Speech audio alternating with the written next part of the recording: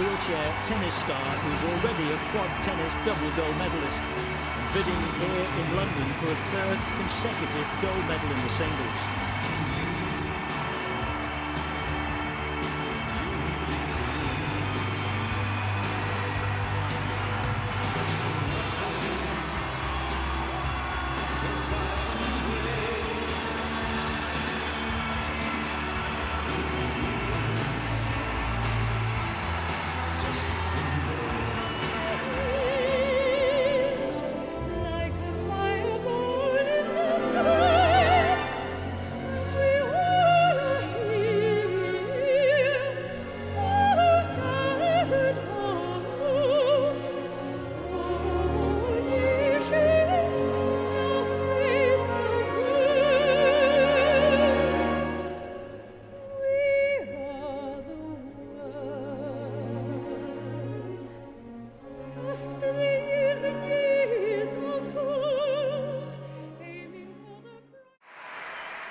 Please welcome the Chairman of the London Organising Committee of the Olympic and Paralympic Games, Sebastian Coe, and the President of the International Paralympic Committee, Sir Philip Craven.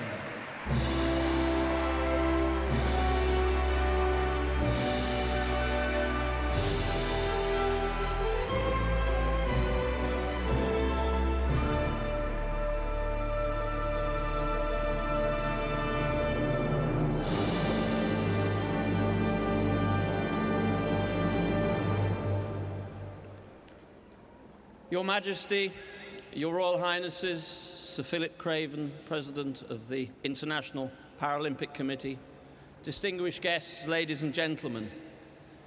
Today, on behalf of every Briton and every lover of sport, it is my great honour to say, welcome home to the Paralympic Games.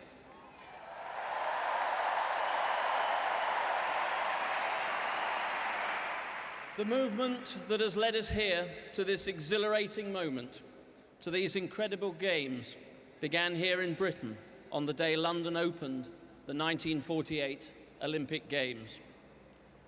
For that day saw not only the Olympic opening ceremony at Wembley, but also 35 miles away at Stoke Mandeville, an archery demonstration for paraplegics. And it was this vision that launched Ludwig Guttmann's great venture. It was this that launched the Paralympic Games. So we say welcome home to this great sporting celebration. Welcome home to a movement that shows what sport is all about. Sport is about what you can do, what you can achieve, the limits you can reach, the barriers you can break. Sport shows what is possible. Sport refuses to take no for an answer. And everything sport stands for, we're going to see right here, right now. Everything sport stands for, we're going to experience with these Paralympic Games.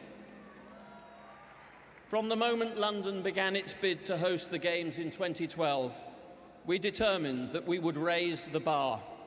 Not just for the Olympic Games, but for the Paralympics too. The London 2012 would be the next great advance for the movement. That London 2012 would be a landmark for people with disability everywhere, a landmark in the progress of mankind towards light, towards seeing immense capability and possibility. And now we are ready. Now the stadiums are ready. Now the people of Britain are ready. Now the athletes are ready.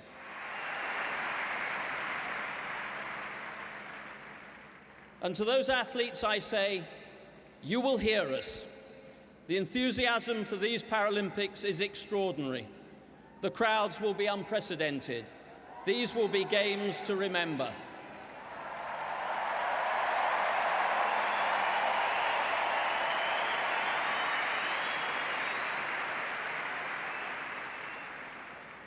And to my fellow countrymen and the millions watching around the world, I add these final words. Prepare to be inspired, prepared to be dazzled, prepared to be moved by the Paralympic Games of London 2012.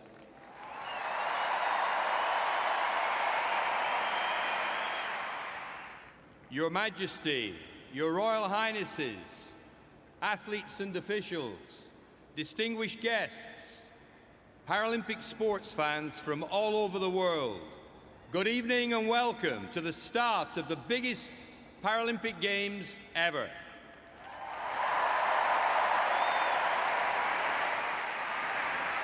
Tonight is a celebration of the development of the human spirit, a celebration of the Paralympic movement coming home, and a celebration of dreams becoming reality. Tonight is the start of something extremely special. Tonight is about welcoming the world to a global Games, an event where we will experience every single emotion, including ones we never thought possible. I would like to thank all the international sports federations for their hard work in organising qualifying competitions, and would like to welcome them all to London together with their respective technical officials and classifiers. Welcome also to the record 164 National Paralympic Committees who have brought with them the best prepared athletes ever.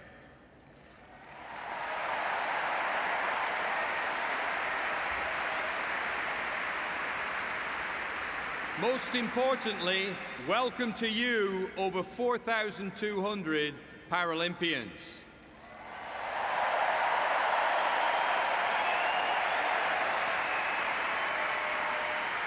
You have before you some of the finest sporting stages upon which to perform. Every step of the way you will be cheered on by the most passionate sports fans that you will have ever seen or heard. Your performances will inspire and excite the world. You will not just inspire a generation here, but many generations to come.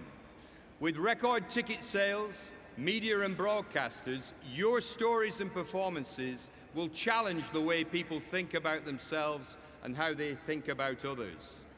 You are all catalysts for change and role models for an inclusive society. I ask you to abide by the rules and show the world exactly why you are all proud Paralympians.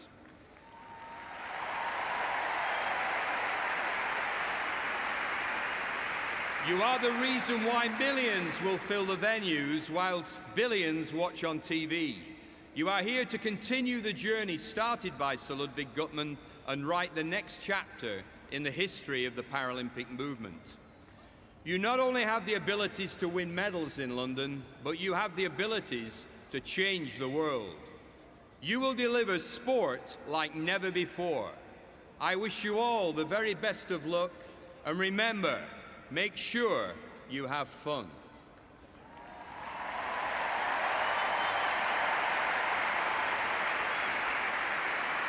It is now my honour and great pleasure to invite Her Majesty the Queen to declare open the London 2012 Paralympic Games.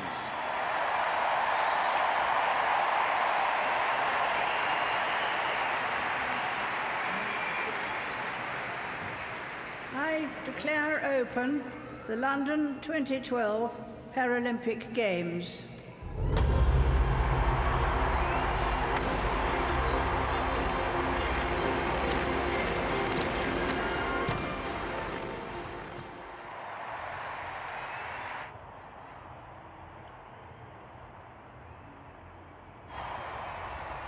The men's 100 metres T44 round one, heat one. And just looking at the times here, you'd expect the favourite to be Johnny Peacock of Great Britain with a time of 10:85. He's in lane 7, and you'll know if he's doing well because the home crowd will go absolutely nuts. Jerome Singleton of the United States has the second best, season's best time of 11:17. He's got a PB of 11:16. And remember, Oscar Pistorius coming up in the second heat, so don't go anywhere. A hush descends on the stadium. And they're off, and it's Johnny Peacock of Great Britain in lane 7, and as expected, it's Jerome Singleton of the United States on the inside lane 2. But here comes Peacock. Johnny Peacock's a comfortable winner for Great Britain in a time of 11:08, just outside his PB of 10:85. Jerome Singleton of the United States finishing in second place. It's round one, heat one. And listen to that roar for the home favourites.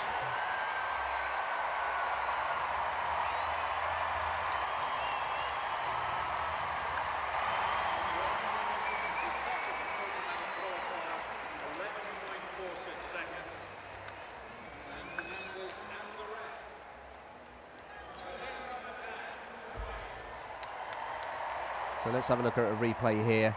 Johnny Peacock getting away into his stride supremely well, and then Jerome Singleton of the United States, who got away to a great start. He probably had the best reaction time. Both of those two qualify. Oliveira of Brazil will have to wait and see. So Johnny Peacock qualifying in a time of 11:08. Jerome Singleton 11:46. And the fastest two from each of the three heats will go through, along with the two fastest losers. So 11:56 the time for Oliveira, which is the one that people who are going to come third in the other heats will be looking out for. He looks pretty happy about it. Also taking place out in the field at the moment, the women's javelin throw. Bring you action from that as it happens. And there's confirmation of the result. Johnny Peacock, 11:08. Jerome Singleton at 11:46. They qualify. And Oliveira of Brazil, 11:56.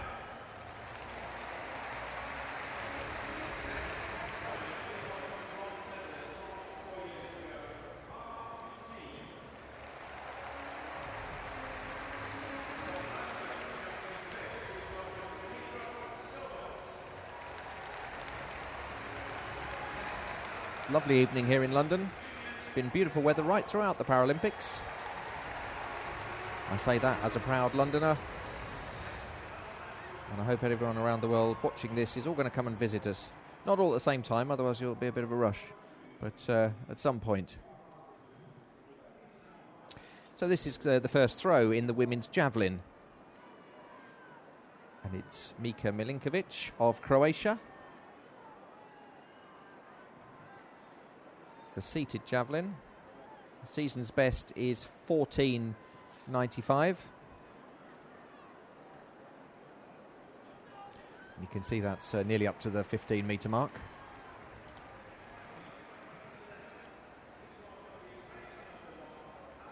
Throughout the night we'll bring you the field action.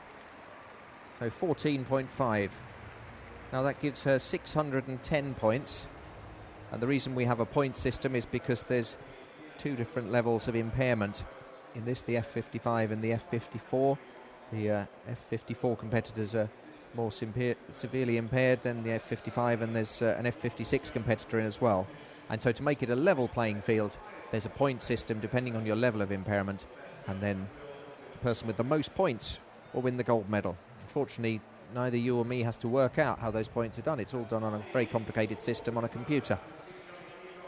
Now you recognise that fella, Oscar Pistorius of South Africa, a legend in the world of Paralympic sport, and a man we saw at the Olympics. I was delighted to be in the Olympic Stadium to see him run for South Africa in the relay. And he's on the inside lane, lane 2, 25 years of age. He's a T43, once again the classifications. T just means track, 43 means, 4 means it's a leg amputee, and the 3 means that both legs have been amputated. There'll be some people in this race that will have had just one leg amputated, and they're classed as a T44. So you can have the situations in these races where someone coming second could actually set a world record because they're a different class.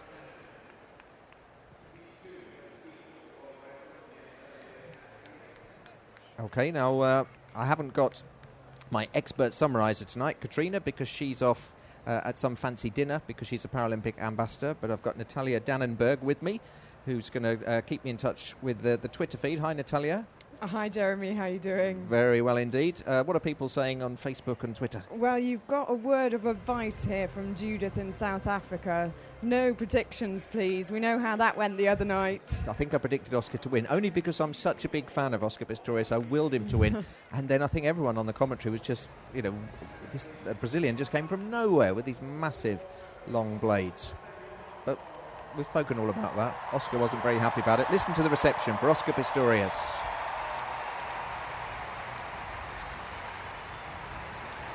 If you want to tweet your messages of support for Oscar or any other athletes, we are at Paralympic. And Natalia Dannenberg, who's not an expert athlete like I've been used to over the last few nights, but she's an expert on Twitter and Facebook, aren't you? I am incredibly social, so that's my job tonight. She's the most social of social media people. At Paralympic is where you can contact us, or on the Facebook group. We are Paralympic Games, and you can like that Facebook group. OK, so it's Oscar Pistorius in lane 2, Robert Mayer of Austria in 3, Jean-Baptiste Allaise of France in 4, Liu of China in 5, Leaper of the States in 6, Rem of Germany in 7, and Prokopiev of Russia in 8. And we're expecting Leaper from the States has the best time over this distance. It's a bit short for Oscar. So the American in lane 6, Leaper is the one to look out for. And also Allaise of France in 4, Oscar in 2. And they're away. But it's the Chinese athlete who's away the quickest of all. That's Liu. But now Oscar Pistorius coming storming back, and here comes Leaper as well. Pistorius in the lead, Leaper second. They're the two that will qualify. Oscar Pistorius from South Africa and Blake Leaper from the United States. And we just saw Liu of China getting away quickly, but Oscar Pistorius always comes to his own in the second half of the race, gives the thumbs up to the crowd. Enormously popular with audiences around the world, and particularly here in London, but he's qualified in a time of 11:18, just shaking hands with Blake Leaper, who's also qualified in a time of 11:34. And Liu of China has set a regional record, 11:84. Marcus Room of Germany, 11:92. Allaise of France, 12:11. Prokopiev of Russia, 12:21. That's a season's best for him. And Robert Mayer of Austria bringing up the field in a time of 12:61.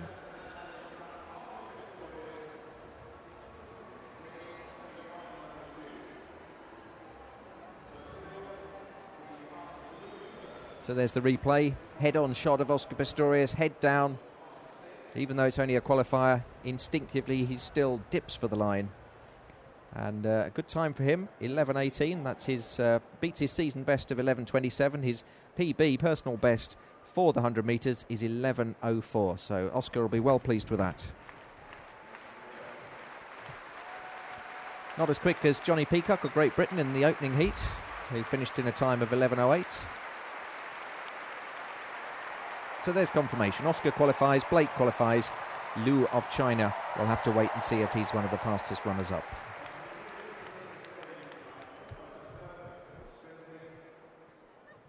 Yeah, and it's not just in the stadium that Oscar's been getting lots of support. All of the Twitter followers have been cheering him on, not just from South Africa, but all over the world. It seems that Oscar's really got the support of all Twitter fans. Go Oscar, great run.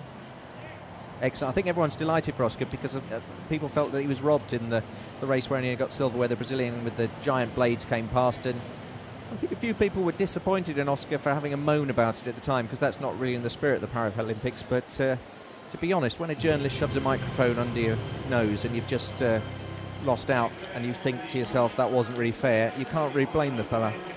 And he has apologised. And he's moving on, and he's let his blades do the talking.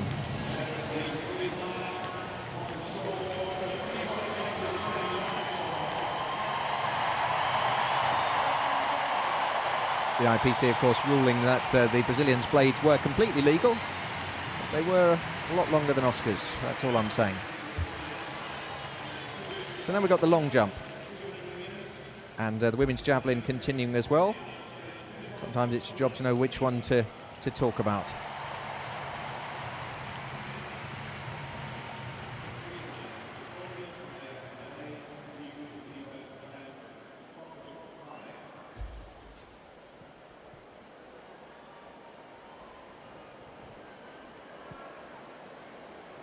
Natalia Dannenberg's alongside me, just laughing. What are people saying on Twitter?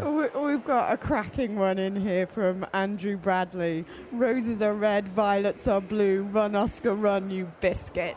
I don't even understand that. I don't either, but it's making me laugh. But he gets support from all around the world, Oscar Pistorius. Great to see him in the Olympics. And, of course, that's the reason why his blades are shorter, because he had to compete to the Olympic standard and then he couldn't change them for the Paralympics. But certainly put a smile to everyone's face in South Africa. I hope you're all enjoying the coverage of London 2012 here on Paralympic.org and on TV stations around the world. So we've got 3 heats of these men's 100 metres. We've already seen Johnny Peacock and Jerome Singleton qualify from Heat 1. Oscar Pistorius and Blake Leaper qualify from Heat 2. And now we've got Heat 3.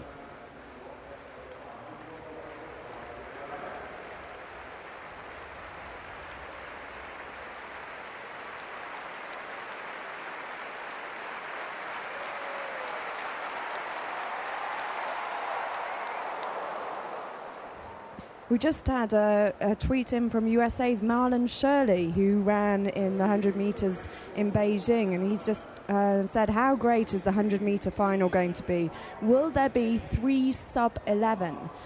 Very well could be if the wind blows the right way. Well, it could be an incredible finish in the final. Absolutely. Just a reminder of the time so far. Johnny Peacock 11:08, Oscar Pistorius 11:18, but of course they're saving themselves. They could easily, both of those guys, go underneath 11. Blake Leaper as well could possibly go under 11. We'll have to wait and see.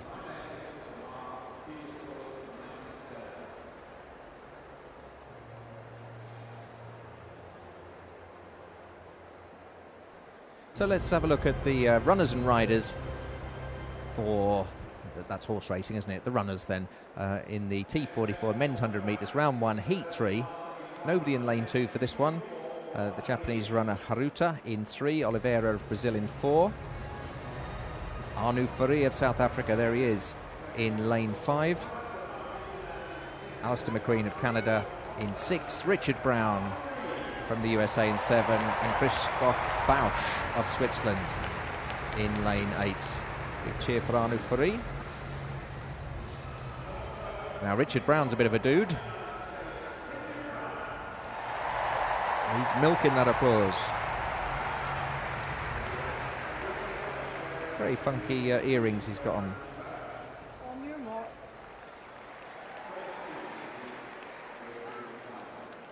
So here we go then.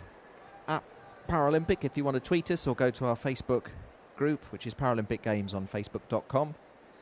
And Natalia will read out the best of the messages while I keep an eye on what's happening on the track. So I think the fastest runner in the race should be Anu Fari. He's got a personal best of 11:09, which he ran earlier this season. Richard Brown of the USA as well, the funky dude that we saw waving to the crowd there, 11:16. Let's see how we go. Third heat away. Oh, and the Swiss competitor didn't go, and it's a false start, and you can see the annoyance on the face of everybody there. Now, I thought that was a clean start and the Swiss competitor was going to be disqualified, but he just didn't go. We'll have to wait and see what happens here. Was it a false start? Does anyone twitch? Keep an eye on everyone here. Well, they all go and he doesn't. I don't know why he doesn't, because I heard the gun very clearly, but they've decided to start again. What's going to happen? I can't think they can disqualify him for not going. But then, usually it's quite clear if it's a false start. One person goes and everyone else stays. On this occasion, everyone went and one person stayed.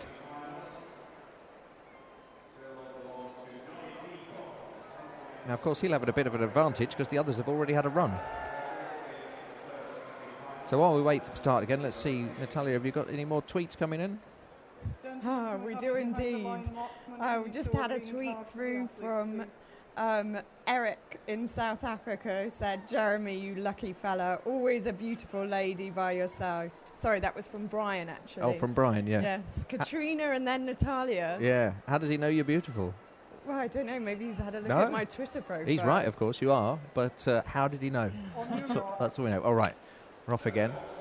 So no false start, nobody disqualified. That's the good news. I don't like it when people come all this way to our beautiful city of London and then they get false started. So all of the ones in this particular heat, all the athletes are single leg amputees, the T44 class. Oscar Pistorius is T43 with the double blades.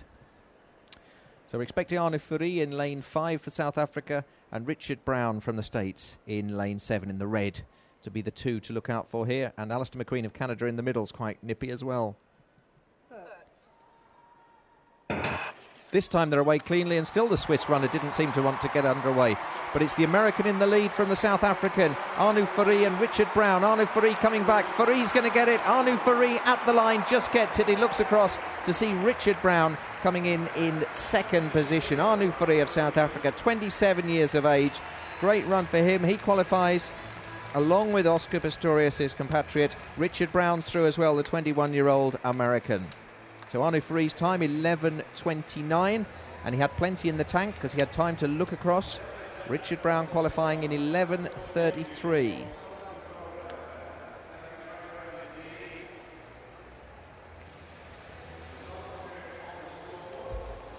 Alistair McQueen of Canada in a time of 12:02. I don't think that will be quick enough to get him through.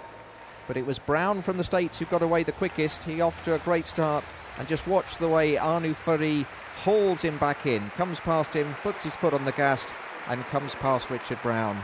It's Fourie at the line, and you could tell that he still had plenty left in him by the way he just effortlessly looks across. If we tried that, we'd fall over. But these top athletes have the ability to look one way while running another. Applauds the camera, sends a message to everyone watching back in South Africa. And there's confirmation of the results. And those folks back in South Africa are also on the Twitter sphere. And Quintin's just tweeted us to say, a while ago the Olympics was motivating, but must say the Paralympics show true willpower, respect. Absolutely. Yeah, I think we've all been inspired by what we've seen here. So those are the ones that will go through to the final. Johnny Peacock with the best time, 11:08. Oscar Pistorius, 11:18. Arnaud Fourie, 11:29. Then there's the three Americans who qualify, and we're going to come away from that because we've got a victory ceremony. This is the men's discus, the F54, 55 and 56. Ladies and gentlemen, the victory ceremony for the men's discus throw, F54, 55, 56.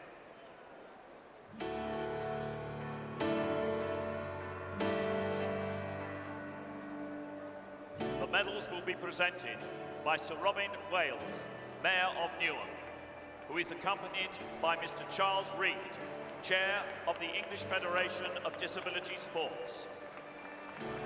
Now, usually on an athletics night, Katrina would be here, and she would know all of the people presenting the medals, and she would have had a meal with them. But just as the Iranians being introduced. But can I just say tonight, Sir Robin Wales, the Mayor of Newham, I know him personally. Do you really? He's a West Ham United fan like me, and I've spoken to Robin many times. He's a splendid fellow, Mayor of the local London Borough of Newham. There he is. It's just a pity Katrina's not here, because every night she's been saying, oh, I had breakfast with them, oh, I was at a function with them the other night, and the one time I know somebody, she's off at a function. She's doing some awards thing. She's a Paralympic ambassador. I haven't had dinner with any of them. Sorry, I can't help you there. At Paralympic, if you want to tweet Natalia, and facebook.com, go to the Paralympic Games group. And we're going to show you all the medal ceremonies that are taking place. Ladies and gentlemen, the silver medalist representing Serbia, Drazenko Mitrovic.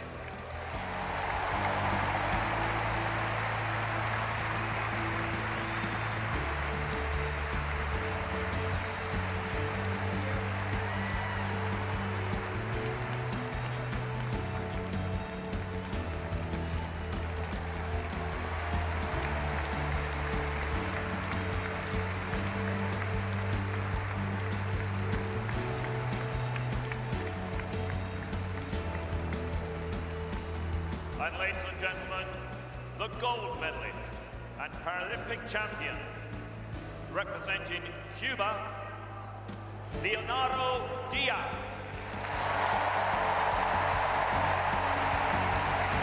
Very popular winner, the Cuban gold medalist. And because Cuba have won it, at least we're guaranteed a decent anthem.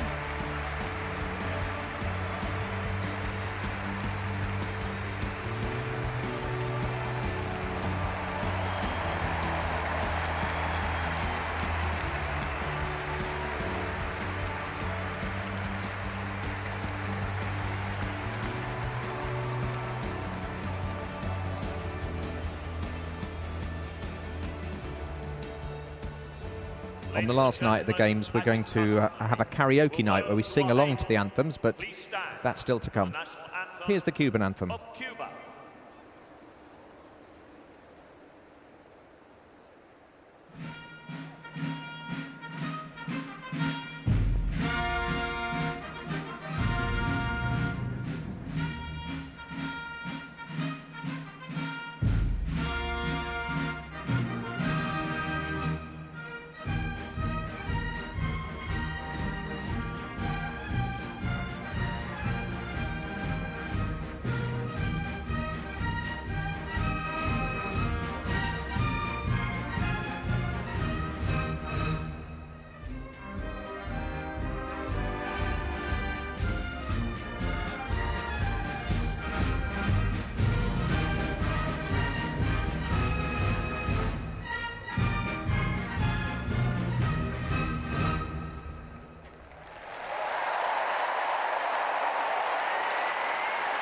Ladies and gentlemen, your Paralympic medalists.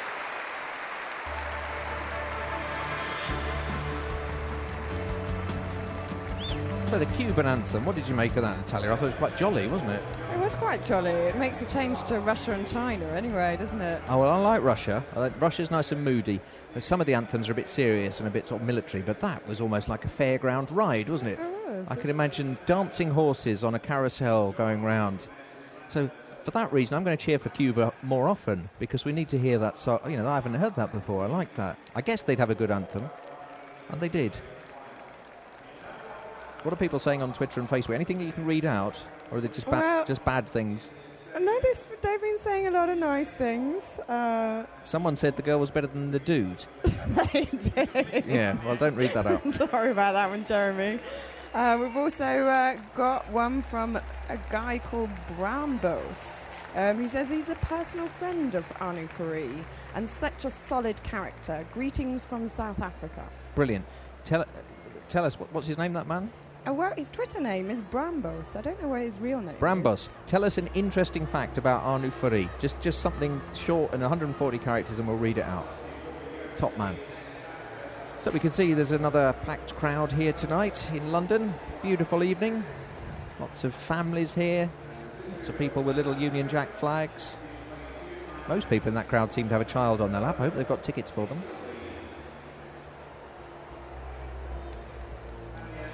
And in the centre of the field, we've got the javelin taking place and the long jump. And I'll commentate on those if I get to see pictures of it, but at the moment we're just seeing the crowd. Just wondering if there's anyone famous there I should be picking out. I don't think so. I think they're just ordinary Londoners enjoying a night at the Paralympics, and why not? You're listening to me, Jeremy Nicholas. Natalia Dannenberg is alongside me. And at Paralympic is our Twitter handle. Kept calling it a dress, but apparently it's a handle. It is a handle. It is a handle, yeah, we've got a handle. Get a handle on that, Jeremy. I know, yeah. My personal handle is Jeremy_Nicholas, but we can't monitor that as well, so don't even bother with that. So I wonder what fancy function Katrina's gone to as a Paralympic ambassador. Send your fan mail to at Paralympic and send the hate mail to Jeremy. Yeah, absolutely. It's the men's shot put ceremony now. The medals this evening will be presented by Sir Robin Wales, Mayor of Newark. Personal friend of mine. Accompanied by Mr. James Bully, Locock Director of Venues. Next time we have a picture with not much going on with a crowd, remind me to tell you a story about Sir Robin Wales. Ladies and gentlemen, the bronze medalist representing Algeria, Munir Bakiri.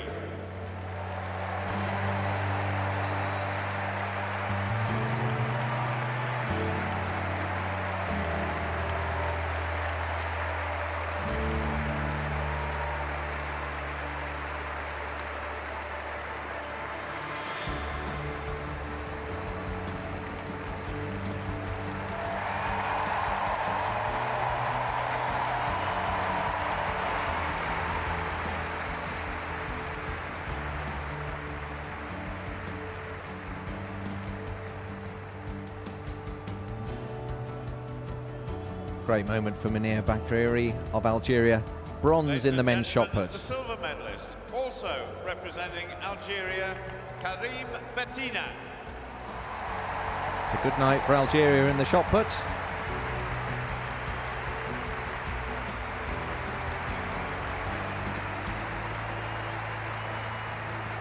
And also all these guys so inspirational, and it's just a delight to see them looking so happy to get the medals.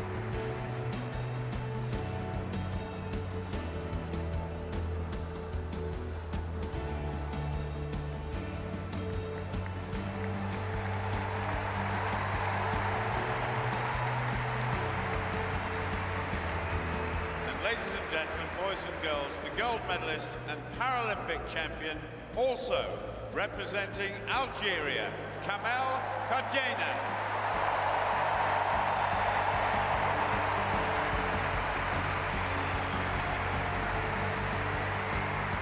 So what a night for Algeria, 1, 2 and 3. It's going to be one of the few times when all the medalists on the platform know all the words to the anthem. I wonder what the Algerian anthem will be like. I bet it's a good one. Well, we'll find out. There's Kamel Kajena, winner of the gold medal.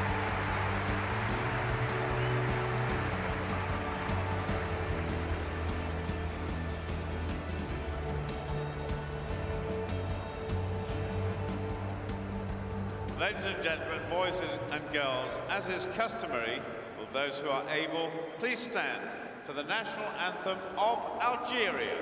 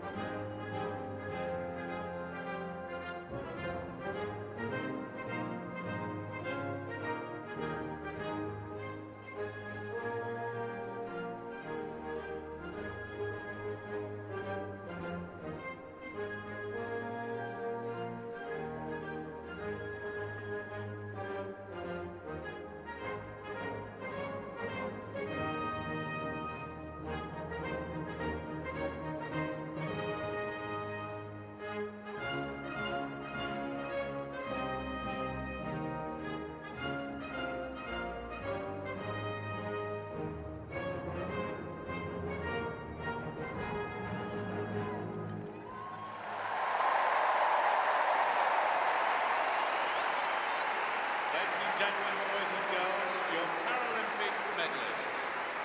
And this is the first time in 2012 we've had one country get gold, silver and bronze in the track and field. Well, you heard the announcer there saying first time it's a clean sweep, gold, silver and bronze. And there they are. Kajena, Bettina and Bakiri of Algeria in the men's shot put. And as you can see, some of these guys need a helper to get them out on onto the stage. But fantastic how proud they are of their achievements, and I'm sure they're getting a great reception back in Algeria. And the anthem was quite nice, wasn't it? Jaunty. Yeah, I quite enjoyed that. It sort of got you in the stomach. Absolutely. His gotcha of Russia in the long jump.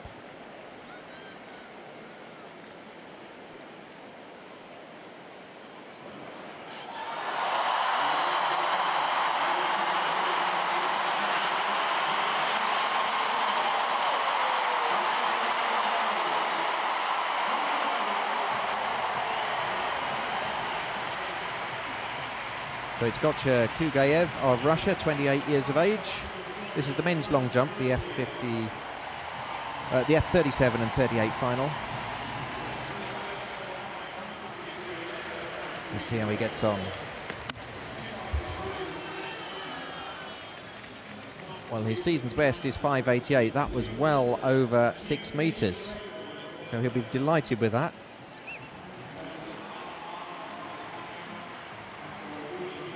His season's best 5.88, his personal best 5.92. And you can see that's it, that's over 6 metres, so that's going to be a new PB for him. Just waiting for confirmation of the measurement. And that roar tells you that it's 6:23, which is a new world record.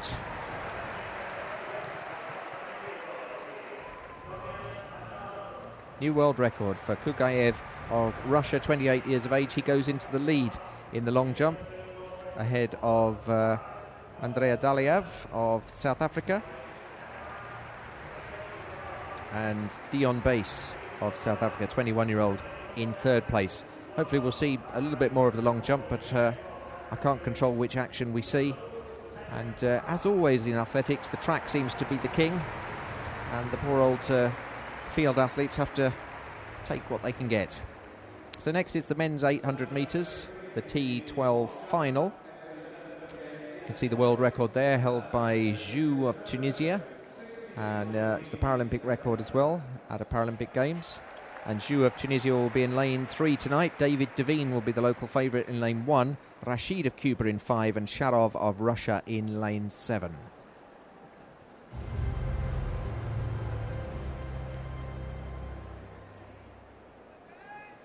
So 800 metres, 2 laps of the track.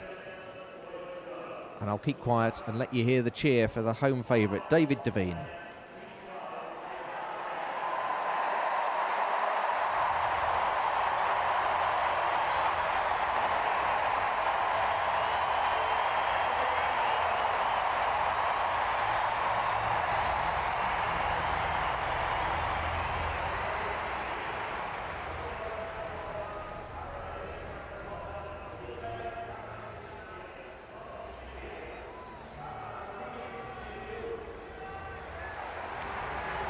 So Abderrahim Zhu of Tunisia in lane 3, Lazaro Rashid of Cuba in 5, and Igor Sharov of Russia in lane 7. Natalia, did that friend of Arnu Furi ever get back to you?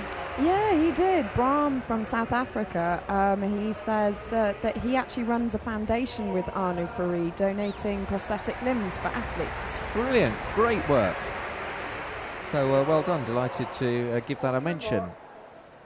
So 800 metres, 2 laps of the track. Devine in 1 of Great Britain, Zhu of Tunisia in 3, Rashid of Cuba in 5, and Sharov of Russia in 7. And this is a final. Medals are on offer.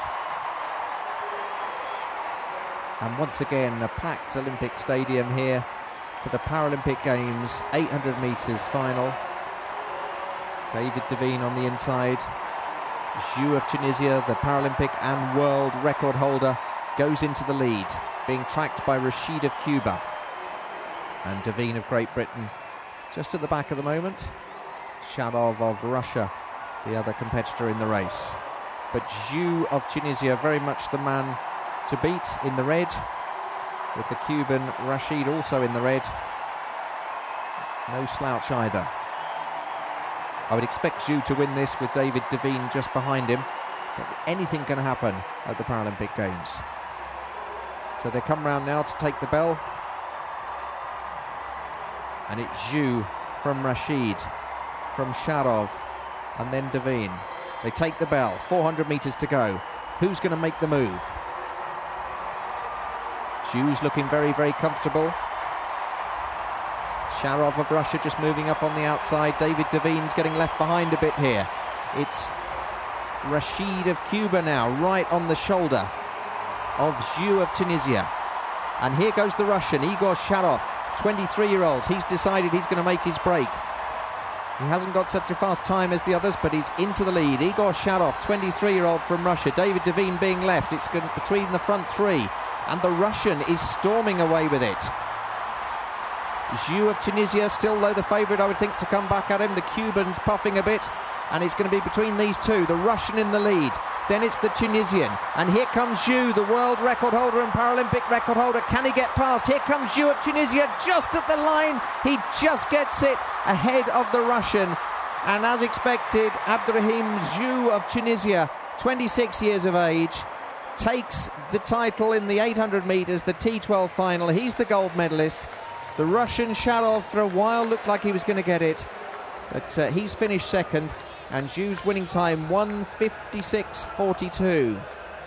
In second place, Igor Sharov of Russia, 1:56.65.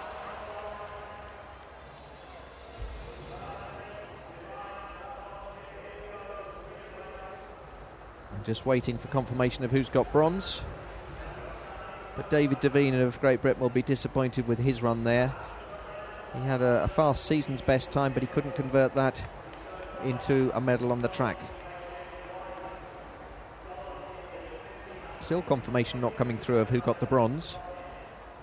So sometimes that means someone went out the lane. It is David Devine. They've had a look at the photo, and it's Devine who's got it. He's got the bronze medal, 1:58.72. I think they were just having to look at the photo to separate him from the Cuban. And Lazaro Rashid finishing in 1:58.76, so just 0.04 between those. Tunisia, Russia, Great Britain and Cuba is the winning order. Let's just see how close this was for bronze, because they took a long time to split the two of them, and that's why. But Devine, it's whose chest breaks the line first, that's where they measure it from. They'll perhaps show us the photo finish in a minute, but I think it was pretty clear to see that Devine was the winner there. The crowd said it all as well, didn't they? Yeah. And we've been getting more tweets through about how inspirational these Paralympics have been. Alicia Knox tweeted, "Wow, these Paralympic athletes are a huge inspiration. Makes you appreciate life a lot more. Wishing them all the best of luck." Absolutely. What's been your favourite moment of the Paralympic Games? I know you've been doing all the social media stuff, so your games is spent buried away on a computer. But when you've had a chance to see things, what's really inspired you? Well, you put me on the spot here. That's like asking what's your favourite film. Okay, well I'll tell you my favourite moment has been the high jump. With the one-legged guys in the high jump, when they just come hopping up and just jump head first over, and it's a real wow factor. Like, how can you do that? Yeah, I mean, I must say, I found it amazing, the reception that we've got from the media and from social media, and that's one thing that I found amazing.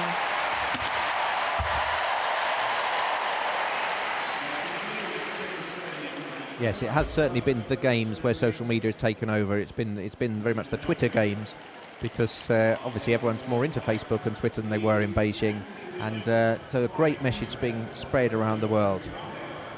This is Yuxi Ma of China, 33 years of age, in the long jump. It was lying in fourth, and that's a jump of 5:98, which is his season's best and gives him 986 points. So he's in fourth place. It's still Kugayev of Russia in the lead, Daliev of South Africa in second, Base of South Africa in third. And once again, we're back on the track. This is another final 800 metres, T53, so this is a wheelchair category. And you'll recognise some of the names here from other events we've seen across the week. Yu of Korea in lane 2. U2, you could say. Brent Lakatos of Canada in 3. Coleman of Australia in 4. Seaman of the States in 5. George of the USA in 6. Hiramishi of Japan in 7. Lee of China in 8. And Fairbank of France in 9. And just looking at the season's bests, you'd say that George of the States in lane 6 would be the one to watch. And also a decent time from Seaman of the States in lane 5. But Yu of Korea just being introduced to the crowd. This is Lakatos of Canada. Saw him the other night. Very good competitor. Richard Coleman from Australia. Nice smile from him.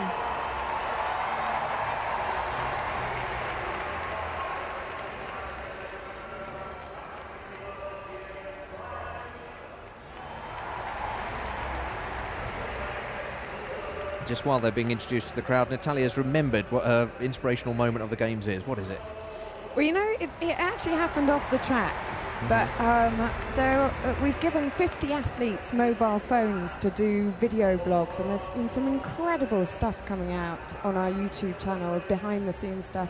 And I think the most inspirational one was Ireland's Michael McKillop talking about his disability and how it was overcome. And it's an incredible personal story. Did you know when he was a young kid, he actually walked on tiptoes? And now he's the world record holder and gold medalist. And he got the medal from his mum. Yeah, His mum was something to do with Procter & Gamble, I think, or one of the sponsors. And it was his mum that presented him with the medal.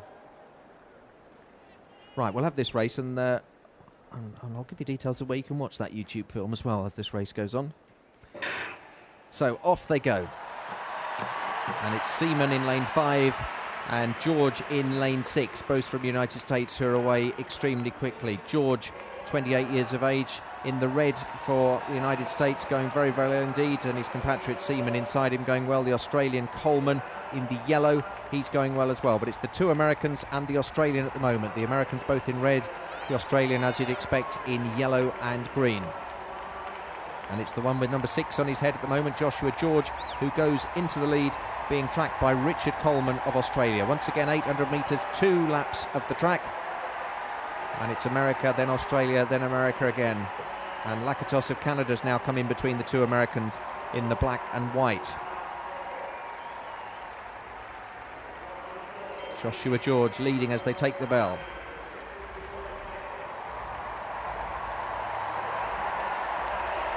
George from Coleman of Australia, Lakatos of Canada. And these three beginning to get away from the pack a little bit. It's the American in the lead. Then the Australian. Then the Canadian. Chinese competitor coming up on the outside there.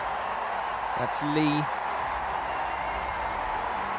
But are getting an enormous cheer now as they come round the bend.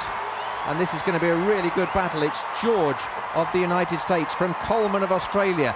Coleman of Australia getting in the lead. Here comes the Canadian Lakatos with a late run. Coleman of Australia is going to get it. Coleman of Australia on the line is the winner. Lakatos of Canada, and then George of the United States in the bronze medal position. That's a great win. Coleman of Australia. And if only Katrina was here instead of being at our party, she would have loved that moment. You'll have to do an Australian accent, Natalia. G'day, mate. You must be delighted about Richard Coleman. Do you know what? I'm getting a bit fed up of you talking about Katrina all the time. Well, it's just that she's a 4-time gold medal winning Paralympian, and you're not. Nor am I. Well done, Richard. No, it's just because she was an Australian and she knows Richard Coleman really well, and she'd be absolutely delighted. But she is a Paralympic ambassador and she's off at some fancy swanky do that we weren't invited to. But we've got work to do anyway, watching the athletics. Well, come on, Jeremy, get on with it. What I wanted to know then, well, we'll just have a look at this finish here, because Lakatos was, I thought for a while he might catch him. George had gone away earlier from the States, but Coleman gets it quite comfortably, looks across, Lakatos gets the silver, George gets the bronze. Look at the power in his arms. That's a great shot. Hope you're enjoying these pictures all around the world. You can see other sports at paralympic.org. We're on this live international stream. We're watching the athletics right through to close of play tonight. Usually end about 10 o'clock. And you can follow us on Twitter @Paralympic, and you can like the Paralympic movement. If you've been inspired by these brilliant athletes, do go to facebook.com and like the group called Paralympic Games. And also read some of the messages people have been putting there, because people have been so inspired. You said about the YouTube films that people, the athletes, the 50 athletes made on the mobiles. Where can we see them? You can see them at youtube.com/Paralympic Sport TV. And I've also just tweeted the one about Michael McKillop. Oh, excellent. And we just had a question actually through from Adman Carpenter. Right, I'm not sure we do questions now that Katrina's not here, 'cause she's the one with the knowledge. I just talk, I don't have any knowledge. I know the answer to this question. Oh, you know the answer, okay.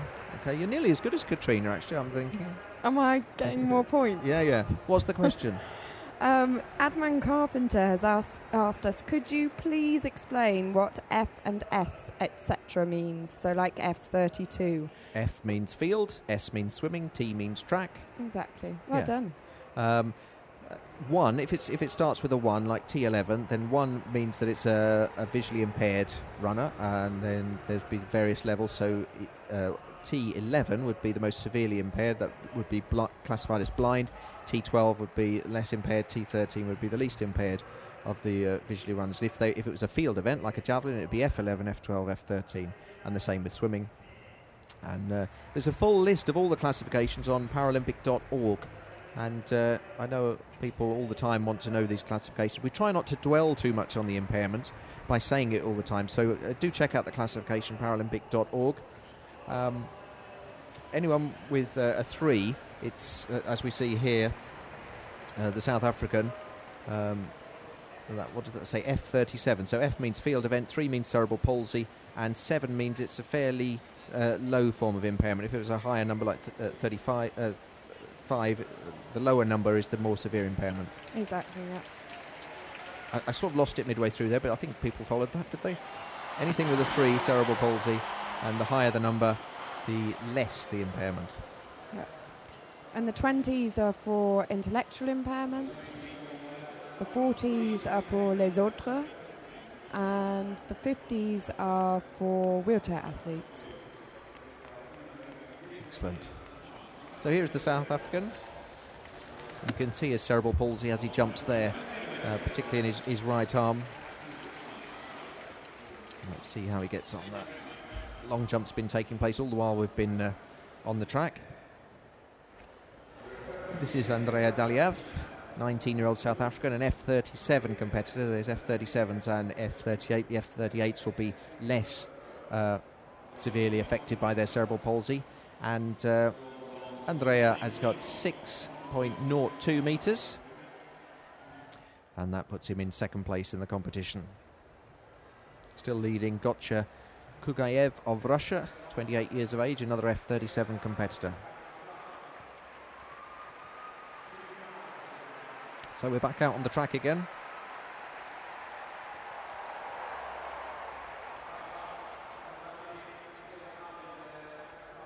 Can see the Paralympic flame burning proudly in this stadium. It's a beautiful flame, but there has been criticism that not everyone at the Paralympics can see it because it's in the Olympic Stadium rather than in the Olympic Park. And I tend to agree with that. I think when you come to the Games, it's nice to see the flame.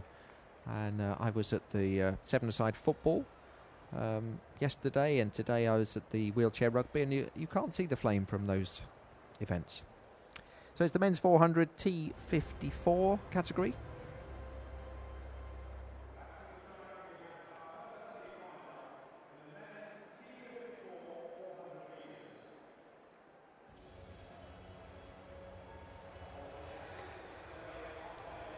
And once again, I'll refer you to our medical expert here, Natalia, who will explain T54. Wouldn't quite say medical expert. But T54 is for wheelchair athletes, usually spinal cord injuries. Absolutely right. And just being introduced to the crowd, that's Yoisub of Thailand. He has a personal best of 48.21. He'll be one of the ones to watch. Shu of Germany in lane 4, also worth a look. On your mark. But all of these guys have season's bests that are under 50 seconds. The men's 400 metres. And it's Yoisub of Thailand in lane 5 to look out for. Dupont of Canada in lane 6. And Shu of Germany in 4. And they're away clearly. The world record 45.07. And we can expect they won't be anywhere near that in these heats. They'll be saving themselves for the final.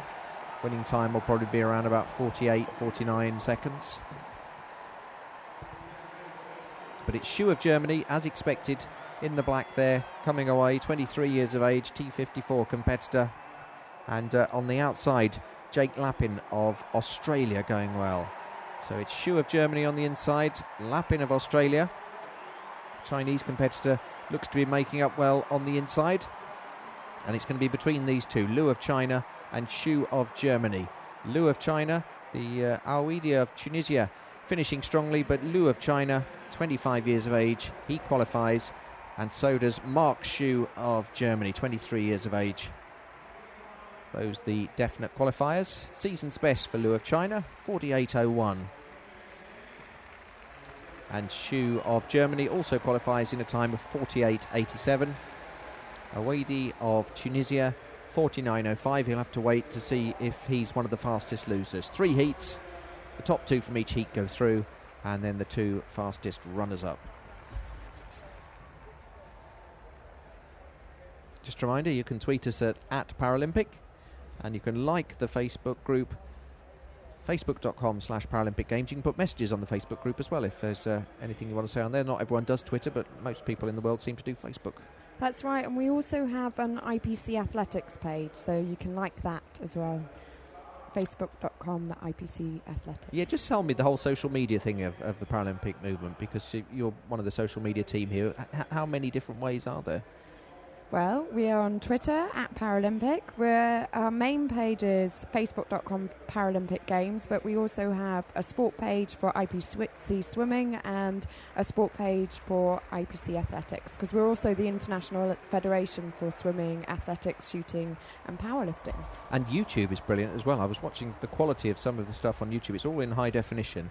So if you've missed any event, go to YouTube and just put the name of the event in, and the channel's called Paralympic Sport TV. Exactly, yeah. And you can find it there.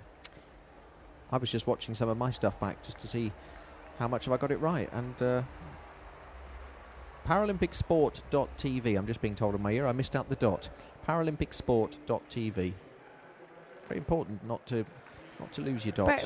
But the other one also works. YouTube.com/Paralympic Sport TV without the dot also works. Do you get a voice in your ear, or do I get that?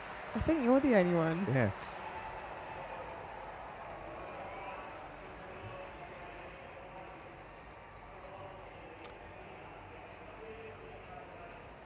Okay, I'm getting voices in my ear again, and it's ParalympicSport.tv, which will take you by default to the YouTube.com where Paralympic Sport TV is the channel. So yeah, put the dot in, and that's great stuff.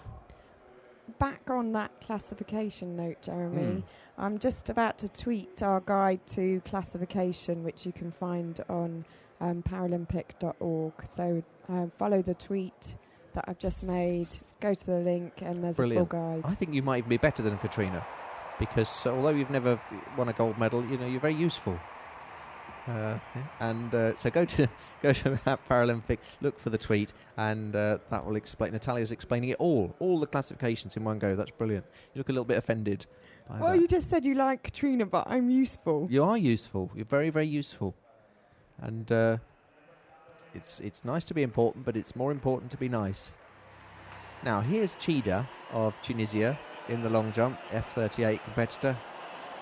2 jumps so far, both 6.01 metres. And he is one of the ones to watch in this competition. Men's long jump, the F37 and 38 category. It's been lying 5th in the competition, 29-year-old Tunisian.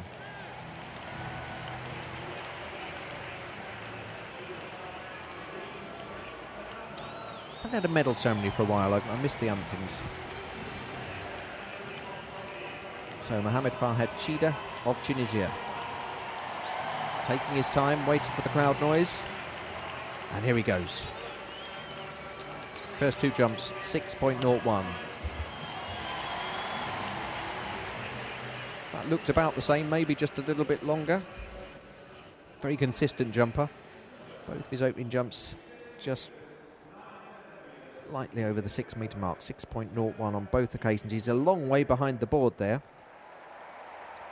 You see that white board, they can jump from that as long as they don't touch the plasticine right at the end of it. But he was back even from the white board.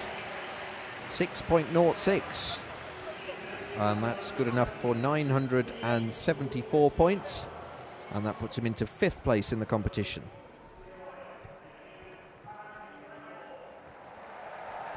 We'll be back out on the track now for the second heat of the men's 400 metres. T54 category. We saw Liu of China and Shu of Germany qualify from the first heat. And here's the runners and riders for the second heat. Tati of Finland in lane 2. Q of China in 3. Tom of Canada in 4. Wiegel of the Netherlands in 5. Sanchez Nava of Mexico in 6. Konyen of Thailand in 7 and Bird of the United States in 8.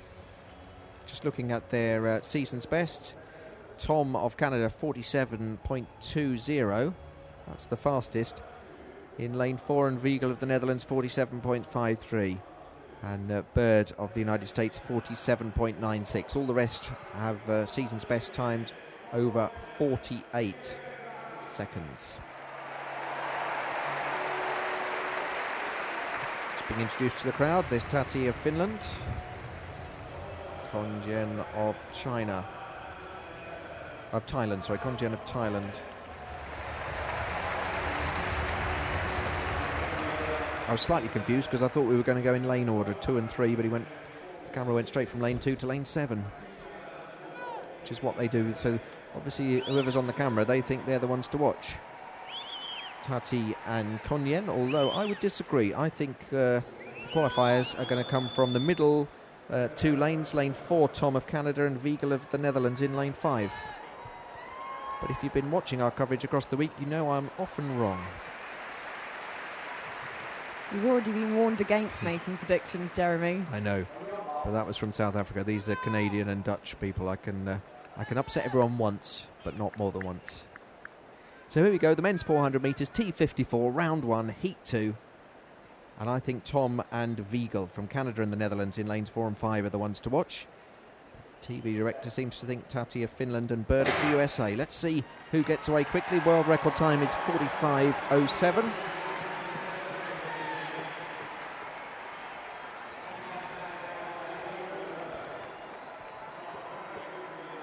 So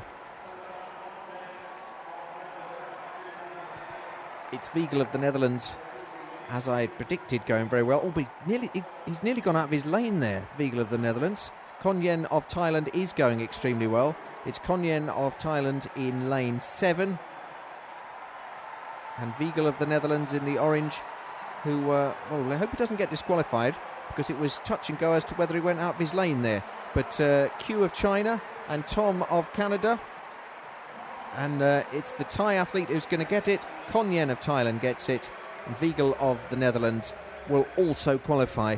But I just have a slight doubt about him. He looked a little bit wobbly, as though he may have touched the line. As long as he doesn't go over the line, he's all right. But confirmation that Saishon Konyen of Thailand qualifies in 47.87. And Kenny van Wiegel of the Netherlands, 31 years of age, also qualifies in 48.06. And Yan Feng Qiu of China, 24 years of age, with a personal best 48.28.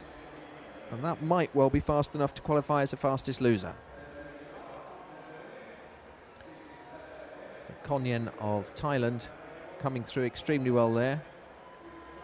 And Wiegel of the Netherlands, as long as he doesn't get any kind of disqualification for going out of his lane.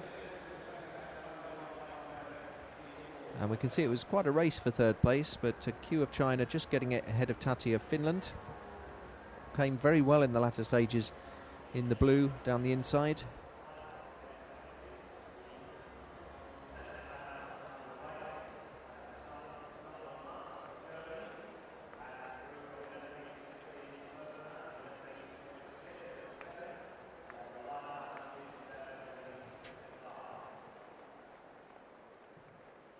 So 3 heats coming up. We've just had the second heat, 4 qualifiers so far. We'll get 2 more from the next heat and then the 2 fastest losers. Here's confirmation of the qualifiers. Shu of Germany, Koisub of Thailand.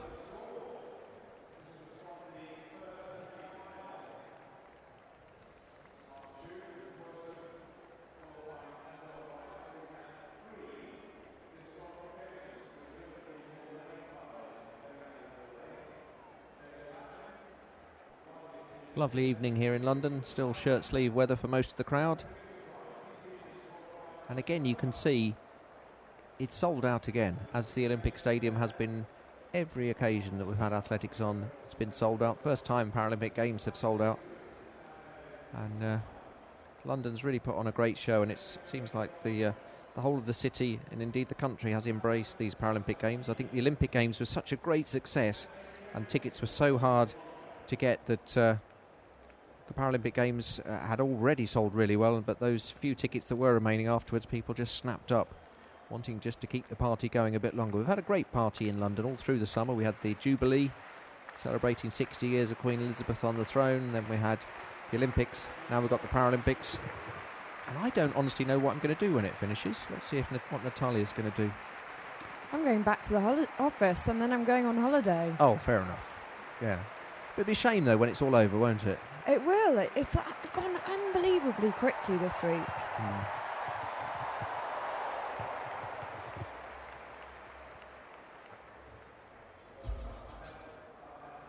So this is a seated javelin throw, the F12, F13 final, 2 different classifications, but so there'll just be the 1 gold medal. But if one of the people from the more severe disability were to set a world record, that would count in their classification. So Yang, 17.76 of China. That's better than his first throw, and he goes, or remains in the lead, but goes further ahead.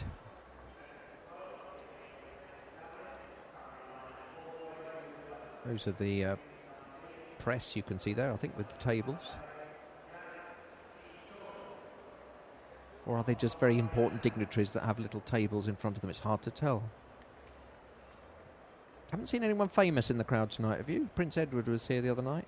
No, but the VIP stand is right next to the press stand, so if they swing their camera around the other way, we might get a look. Yeah. Let's play Spot the Famous Person. First person to spot a famous person. Send us a tweet at @Paralympic if you've seen anyone famous in the crowd. Trouble is, famous people now, they're not as famous, are they? If it's a movie star or a sports star, I'll know who they are. But if it's someone off reality television or someone that's won the X Factor or Pop Idol or something, I won't know who they are.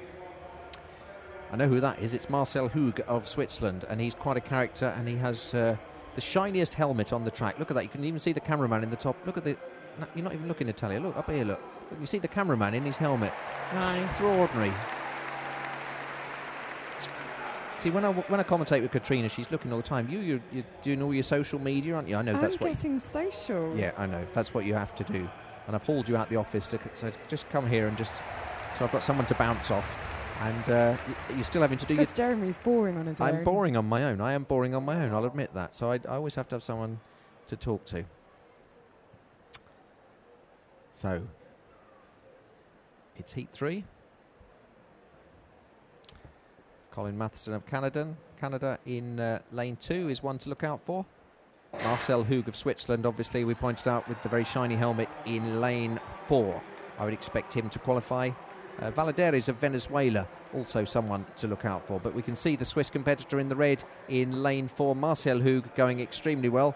But Zhang of China in lane 7, also going well. He's passed the Australian Nicholson already.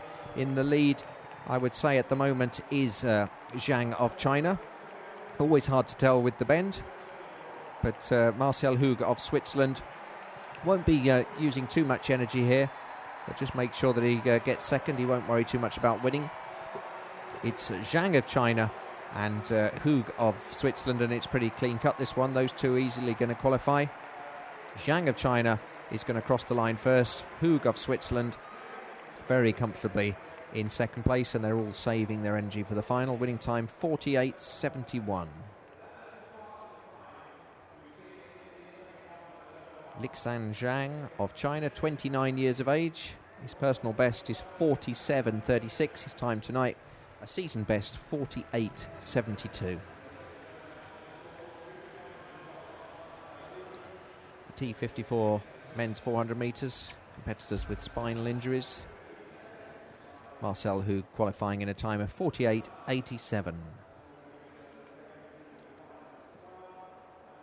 Next, Vadani of the United Arab Emirates, Valadares of Venezuela, Nicholson of Australia, Matheson of Canada, and Cervantes Garcia of Mexico.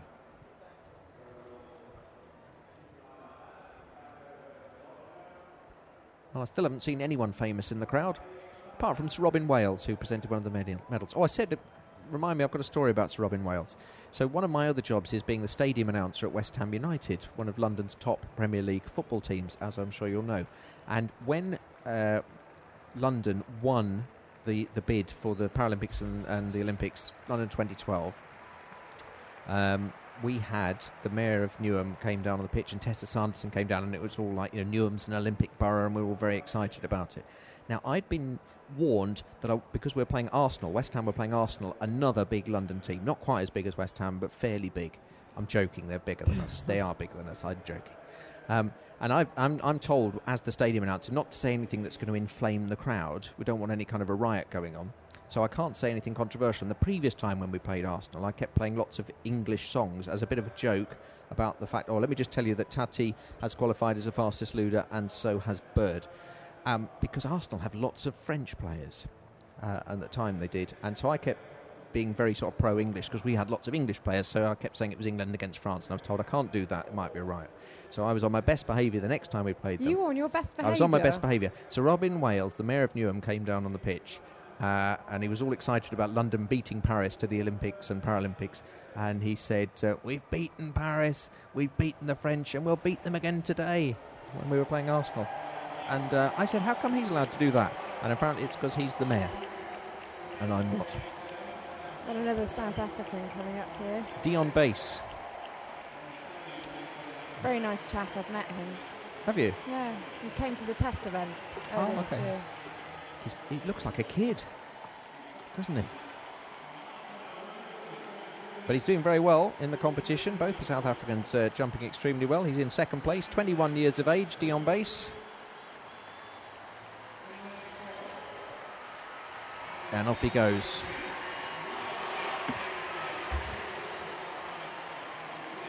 And you can see his cerebral palsy again, his left arm. He can't get as much power as in his right arm. And he jumps extremely well. So in the lead at the moment, Kugayev of Russia, Ma of China in second place, Dion Bass in third place. He did a no jump with his first jump. 6.19 with his second, another no jump, and that's his best so far. That's 6.32. That converts to 1,006 points.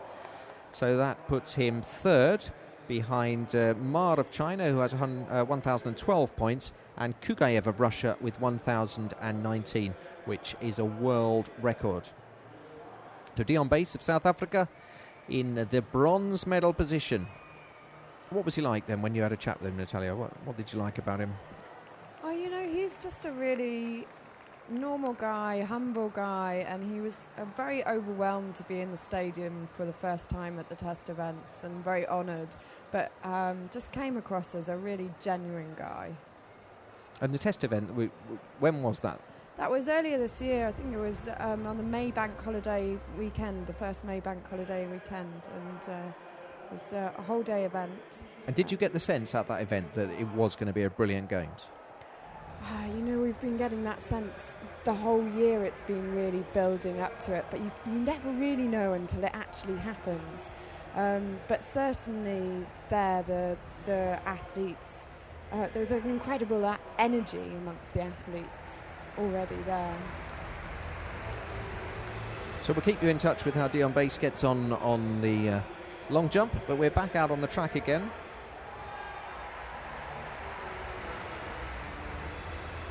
I'm guessing this is the women's 800 metres, the T53 final. I'm pretty confident it is. That's Shirley Riley. She is an 800 metre athlete, so that will be right. I took a bit of a flyer on that. I'd lost my place in the running order. And that's the trouble with, you go away to the long jump, then you come back to the track and you've missed the captions. But there we are. There's Angela Ballard of Australia.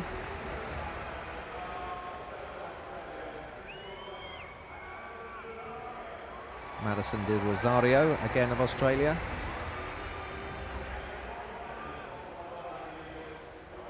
You can see the various different ways they have of protecting their fingers to get better grip when they're pushing the wheels. Amanda McCrory, lovely smile from her.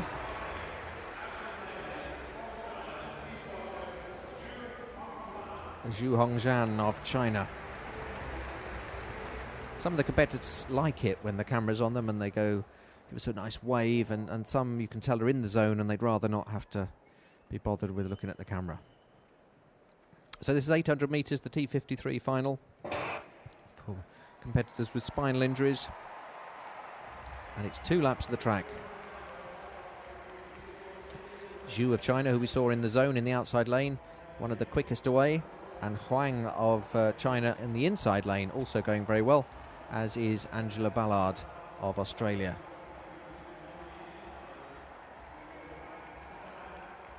So we'll wait as they break here. Angela Ballard from Australia in the lead, wearing the number 5 ahead of the 2 Chinese competitors, Huang and Zhu. Angela Ballard leading out the pack. 2 laps of the track, just coming around now to complete the first lap. Angela Ballard's gone wide, suggesting she'd like someone to come and take up the pace. Both the Chinese competitors decline the offer. Kind as it was, Shirley Riley of the States is coming up. Perhaps she was the one that smiled to the camera. And now both Chinese competitors have gone past. Angela Ballard moving out to let them past. Perhaps she wants to try and slipstream a bit. So the 2 Chinese competitors, 1 and 2. Shirley Riley of the States in 3, Angela Ballard of Australia in 4. Zhu of China from Huang of China. Then it's the American, Riley. And then Ballard of Australia. Coming round here, it looks like it could be between these 3. The 2 Chinese girls and the American are dropping the Australian now. And it's the 2 Chinese girls. Are they going to qualify 1 and 2? But here comes Shirley Riley of the States, catching up big time. Is she going to get there? No, it's a China 1 and 2. Thought I'd said that slightly too early, but no. It's China 1 and 2. Zhu and Huang both qualify. Riley of the States will have to wait and see.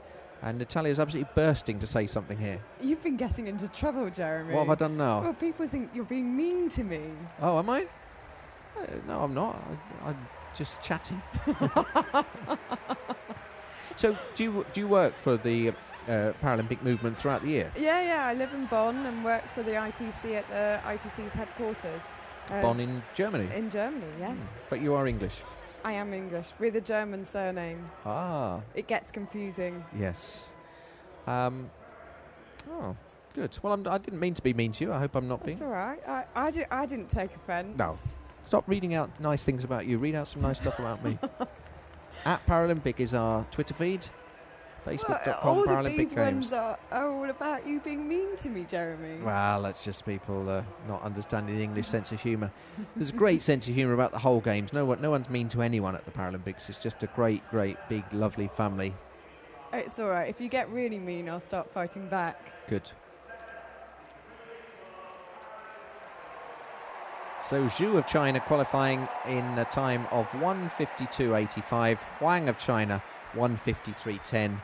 And Jessica Galley of the United States 1:53.12.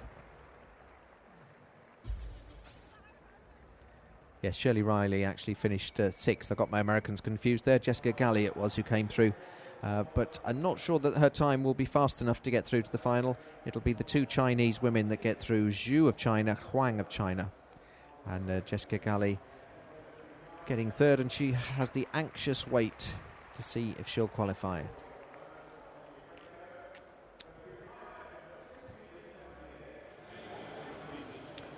So let's go back to the long jump. This is the guy lying 3rd at the moment. Ma Yuxi of China. He's been swapping places with Dion Bass of South Africa. Kugaev's been leading the way, and the Chinese competitor and the South African competitor have been swapping places.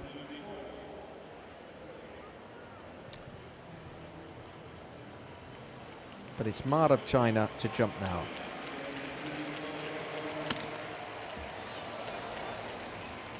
He's over the 6 metre mark.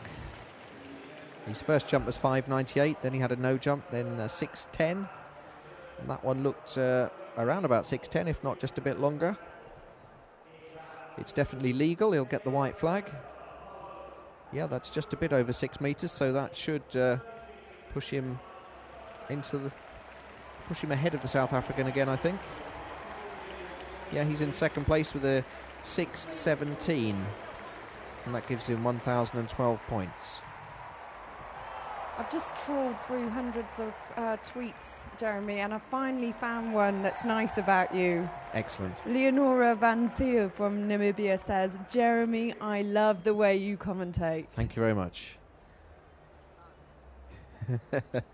Well, hopefully I think the message we're trying to get across is that it's a fun, friendly games. Obviously, it's deadly serious as well, but such an inspiration, all these athletes, and there's so much laughter in the Paralympic Village. When you walk around the site, everyone's happy, everyone's friendly, and hopefully we're conveying that on Paralympic.org and also on the live stream on lots of TV stations throughout the world. That's right, it's a fantastic vibe here in the park. So why are the headquarters of the Paralympic Movement in Bonn? Well, I think 10 years ago, or maybe a little bit longer, I think it was in 2000, before my time, several cities put a bid out, and Bonn gave the best bid, because it used to be the former capital of Germany. So they had lots of when the capital moved back to Berlin, they had lots of empty office space, and they invited us to fill it. Excellent. Longer answer than I needed, because we're back on the track. Oh, I've just been mean again.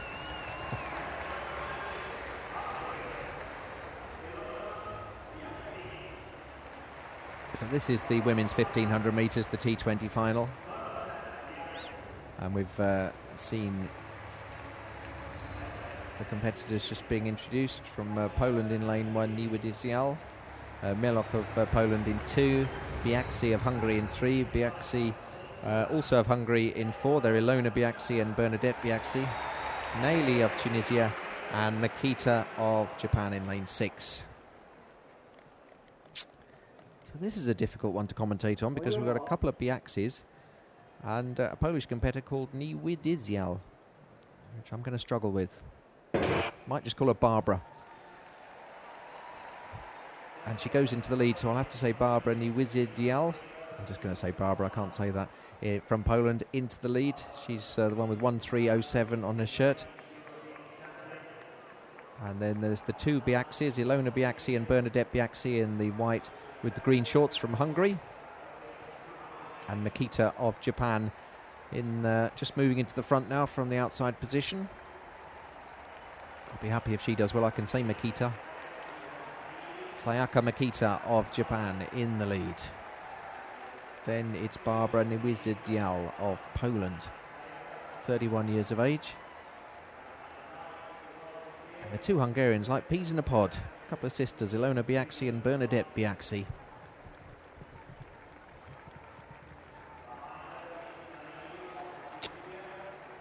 Both 26 years of age.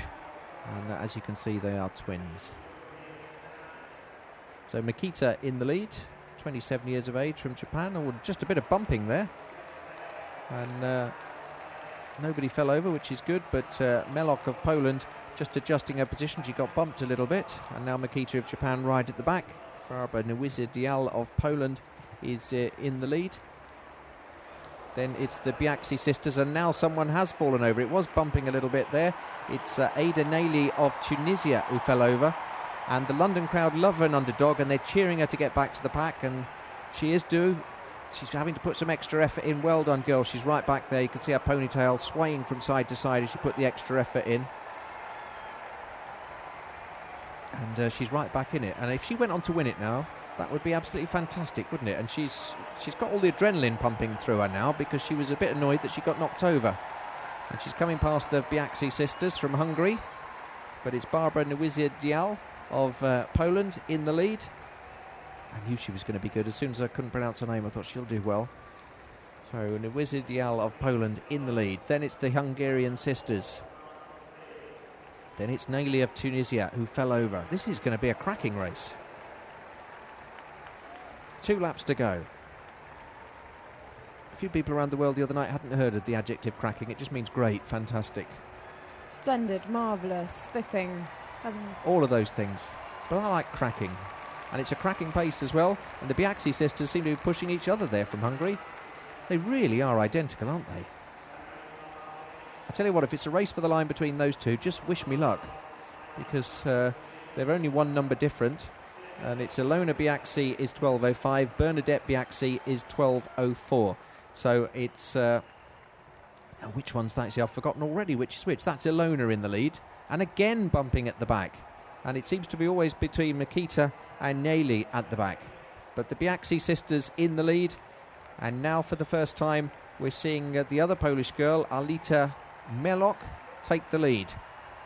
It's one of the Biaxis from Melok, and then the other Biaxi, and then the other Polish girl, Nuizy Dial. And this is a final. Medals on offer here. And it's going to be between the two Hungarians and the two Poles. I don't think I'm the only one watching tonight that's going to be amazed about how identical those two sisters are. Ilona and Bernadette Biaxi of Hungary. Both 26. Twins tend to be the same age. But they might have to be battling out for the bronze medal here, because the two Poles are off and running. And it's Alita Melok of Poland, age 33, who's setting the pace from Barbara Nuizy Dial of Poland.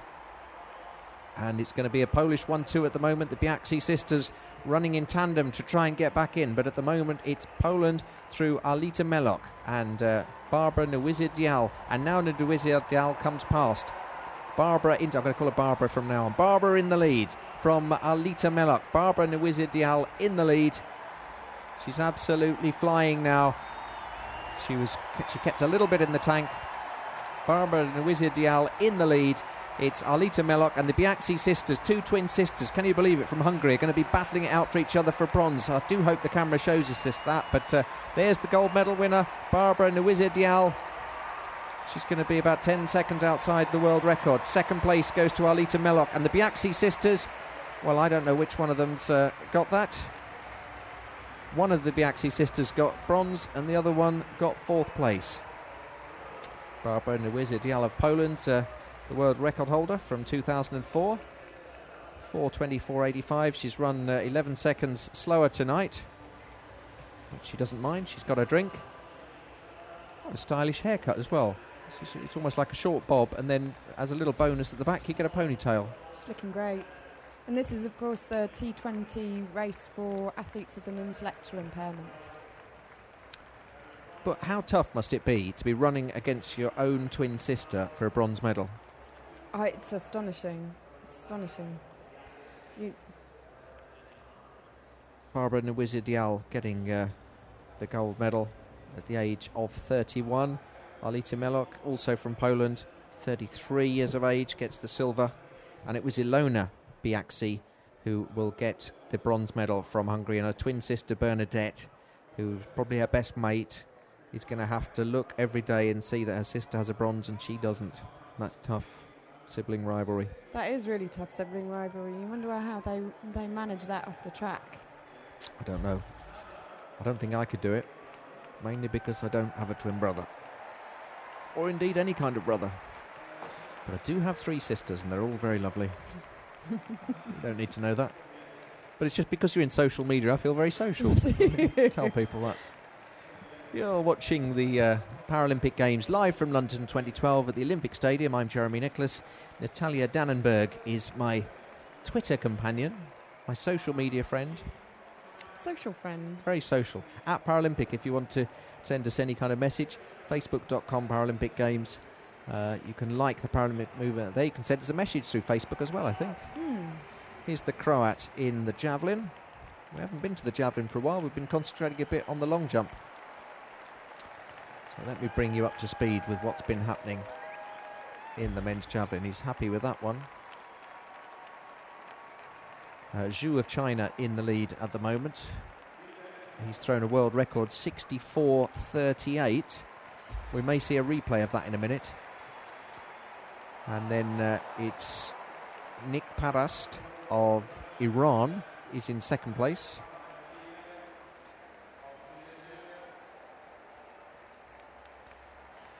And that's Branimir Budetec of Croatia, who, as you can see from the caption there, was in first place when he did that throw. This was recorded slightly earlier. He's now actually dropped back to third place. And that's because the Chinese competitor Zhu Pengke of China, 25 years of age, has set a world record of 64.38 in the F12 class. and that's 1,050 points. So now we're back to the track, and this is an event for blind runners, so we'll see guide runners in action. It's the T11 final. Remember that the T stands for track, the 1 means visual impairment, and the second one means it's the most severe form of visual impairment. In other words, blindness. So some of the competitors might have a little bit of vision, and just to make it a completely level playing field, everyone wears blindfolds. And because it's a women's event, they always like to have a bit of a fashion statement, and some of the competitors have very fancy blindfolds, whereas the men tend to wear glasses. There was a competitor last night, or the night before, with the Brazilian one, who had the Brazilian flag on his glasses, which made, because the Brazilian flag has a blue circle, it looked like great big eyes. It's like a monster. Very scary. Teresina Guilhermina, we're about to see, has it on her nails, the Brazilian flag. Does she? Fantastic.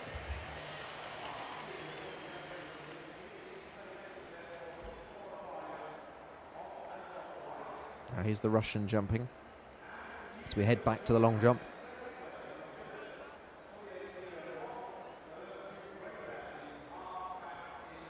And that's over 6 metres.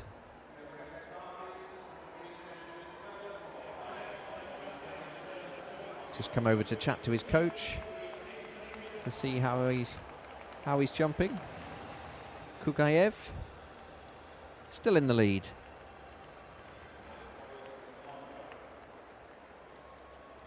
.631, which is 1,028 points, which is a world record, and the 28-year-old Russian in the lead in the long jump.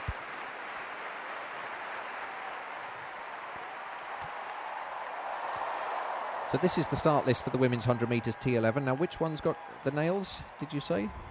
It's Teresina Guilhermina from Brazil. It's easy for you to say.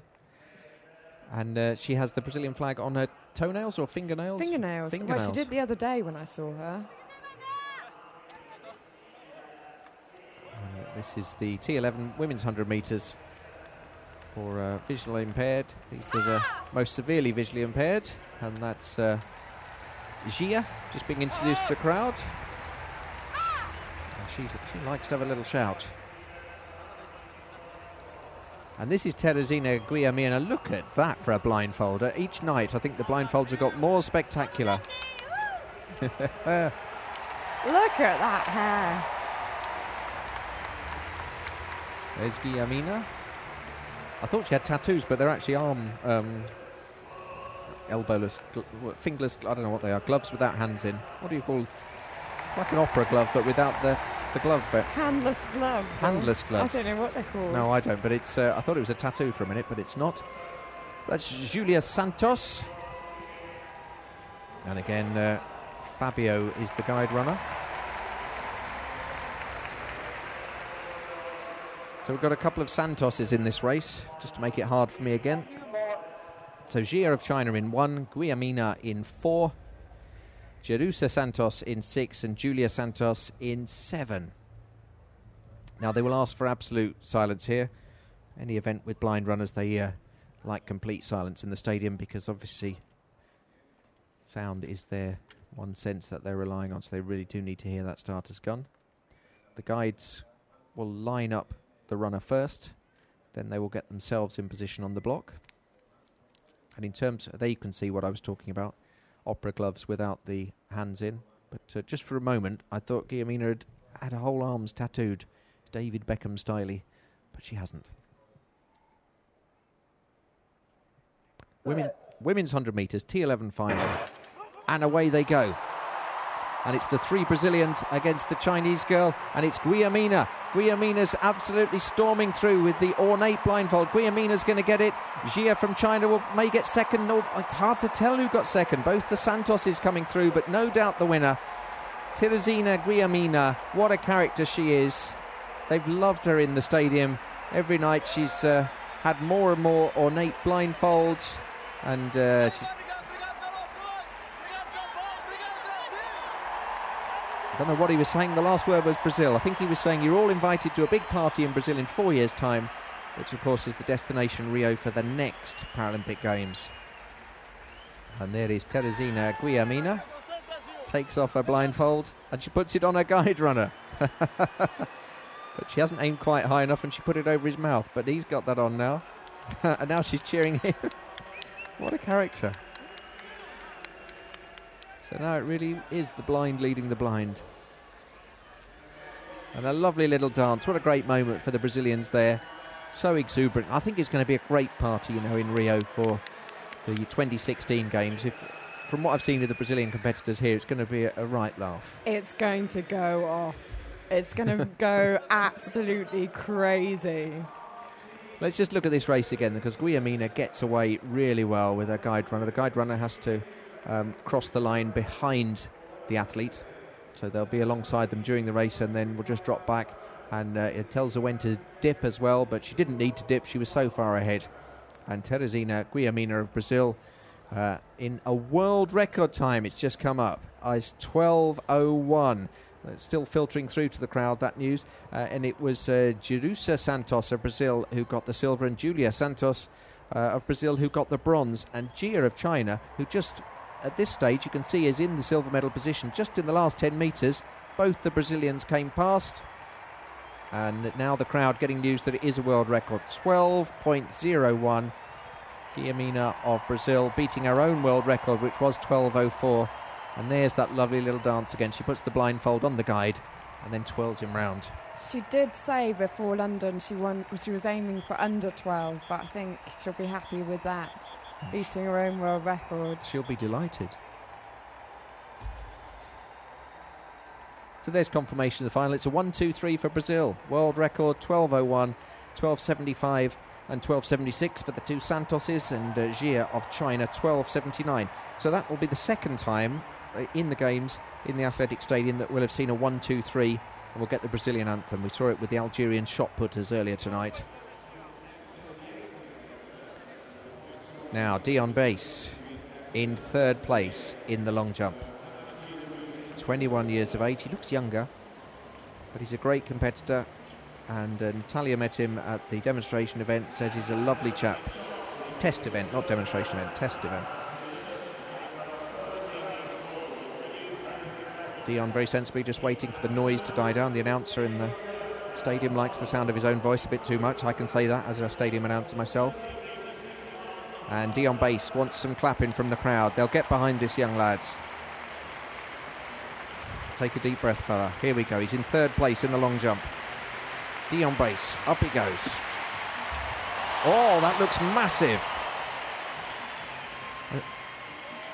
He looks absolutely stunned with what he's jumped there. I'll be interested to see what that is, but that looks massive. In third place in the competition. He's an F38 competitor. There's F37s and F38s in this. F38 is cerebral palsy, not as serious as F37. And we're just waiting for it to come up. 6:48. That is a Paralympic Games record for an F38 competitor. 6:48. It gives him 1,021 points. It doesn't put him in the lead because Kugayev of Russia, who's 28, is an F37 category, which is cerebral palsy but more severe impairment. And so even though Dion Bass has jumped further, he'll still be in third place. For the men's 800 metres T12. It's come up as a Paralympic record. It also says it's equalled the world record. I'll get back to you on that one. He's definitely got the Paralympic Games record. He may well have equalled the world record, Dion Bass. The medals will be presented by Mr. Ali Hazala, governing board member of the International Paralympic Committee, who is accompanied by Mr. Aditya Mittal, Chief Finance Officer for ArcelorMittal. ArcelorMittal, the people behind the big sculpture in the Olympic Park, the orbit. Representing Great Britain, David Devine. Well done, David. Listen to the noise for the home fans for David Devine and his bronze medal.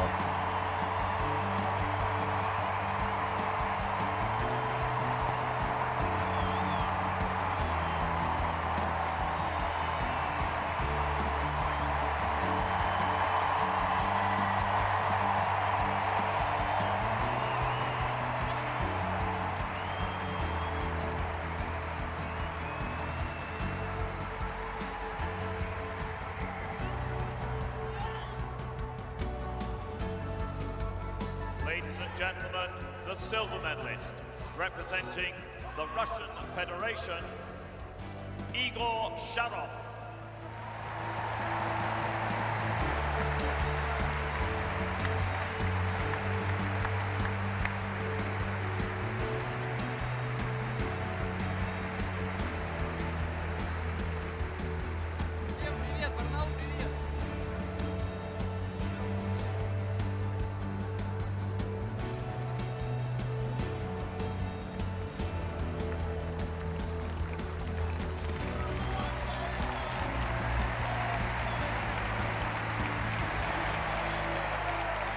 And ladies and gentlemen, the gold medalist and Paralympic champion, representing Tunisia, Abdurrahim Zihoul.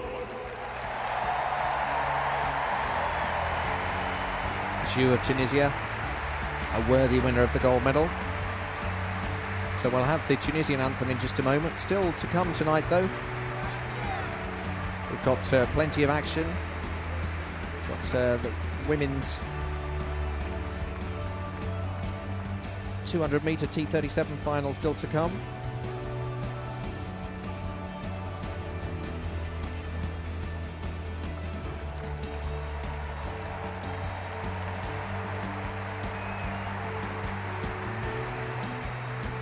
Ladies and gentlemen, as is customary, will those who are able please stand for the national anthem of Tunisia.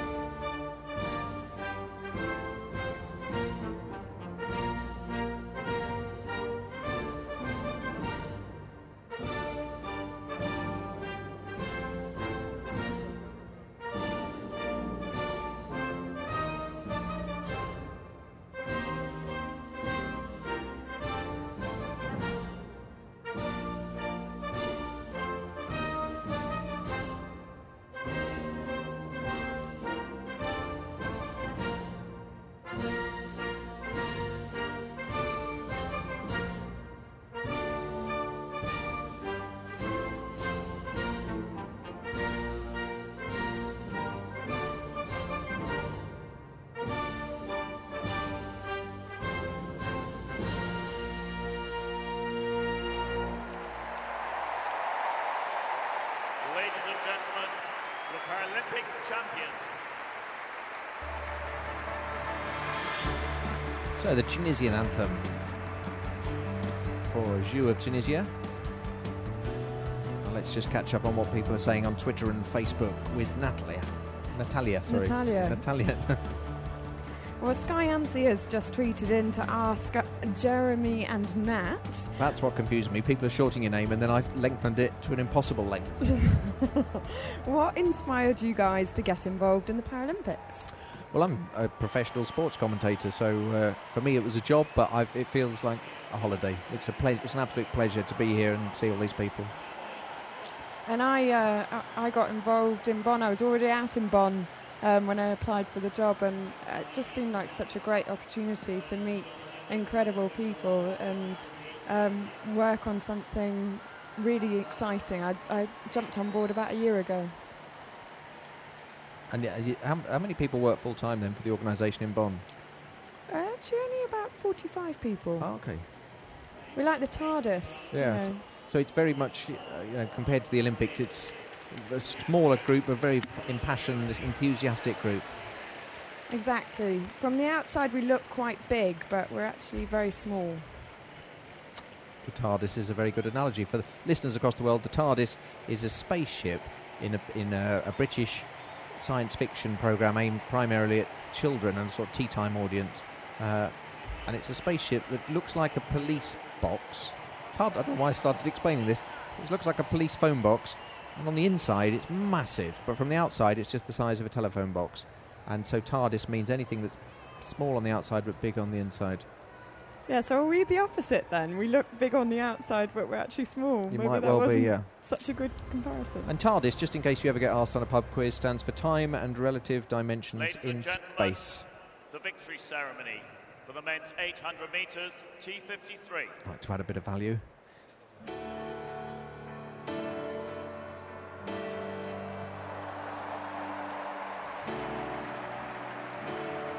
The medals will be presented by Mr. Ali Hazala, Governing Board Member of the International Paralympic Committee, who is accompanied by Mr. Dennis Home, Chief Executive of the Olympic Development Authority.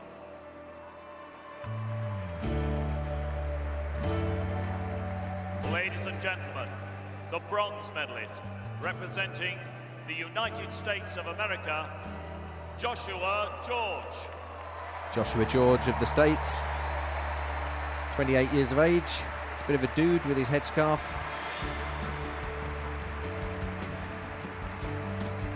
And he looked good in that final, but he just couldn't keep up with Richard Coleman, the gold medalist. Brent Lakatos of Canada getting the silver. But that's Josh George, and he's got his bronze medal. And some flowers. Never forget the flowers.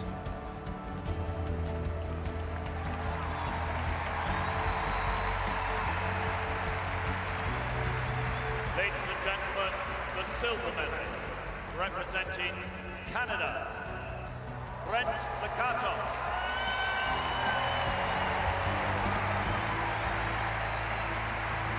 Brent Lakatos in the red tracksuit of Canada. Silver medalist, 32 years of age, with a personal best in the 800 metres of 1:41.24.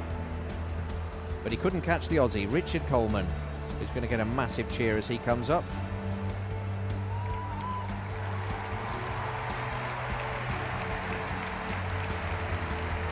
And ladies and gentlemen, the gold medalist, the Paralympic champion, representing Australia, Richard Coleman. Richard Coleman, keen as mustard, gets the gold medal. Wearing a mustard coloured tracksuit as well, just spotting somebody in the crowd. He's delighted with that.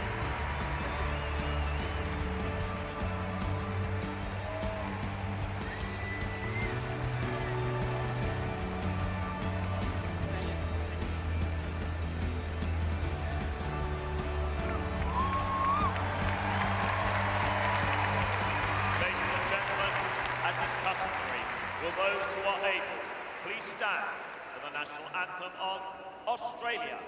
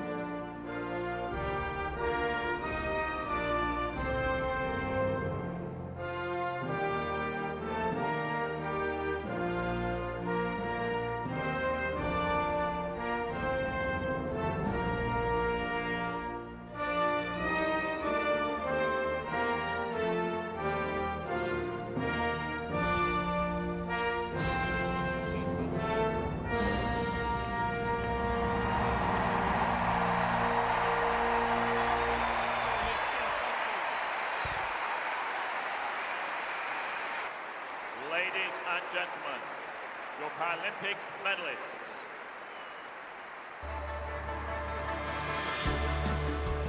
And the poor fella didn't know whether to sing his anthem or smile at the camera or wave at the camera or bite his medal. In the end, he did a little bit of everything and came across really well. Must be quite daunting when you're standing there hoping you don't cry. Your anthem's playing, your flag's going up, you're looking at that, people in the crowd that you love are cheering for you, and then the camera goes right in on your face and you think, can I remember the words of the anthem? And what's the silly commentator saying about me now? Exactly, what is the silly commentator saying about me now? I said he was keen as mustard because his surname was Coleman. That's all I said. So the women's 100 metres, the T42 category. And because it's a 4, that means it's an amputee category. And those are the runners and riders for the 100 metres. The T42 final. Gold, silver and bronze on offer. Smits of the Netherlands in lane 1. Lopez of France in 2. Zielinska of Poland in 3. One of the favourites will be Caironi of Italy in lane 4. Schmidt of Germany in 5. Cartwright Australia in 6. Lowe of Germany in 7. Sullivan of the States in 8. And Eric Cello of Australia in 9.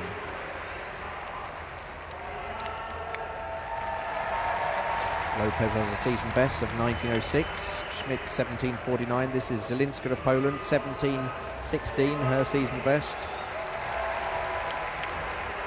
Fastest runner in the race this season is Martina Caironi of Italy, 15:89.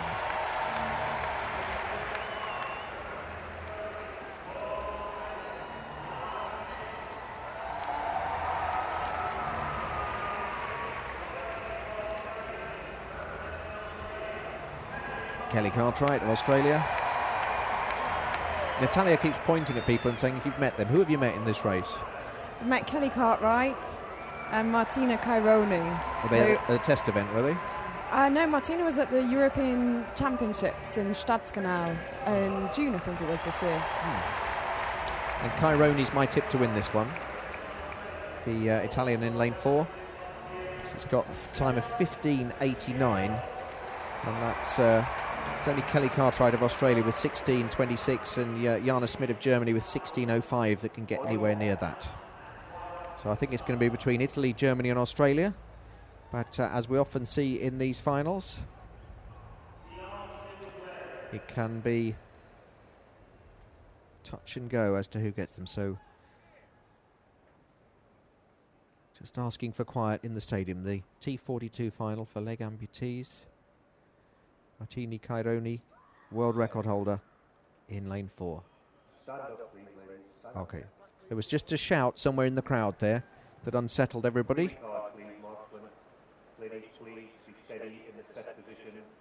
I'm not sure if it was someone in the crowd or one of the competitors that shouted.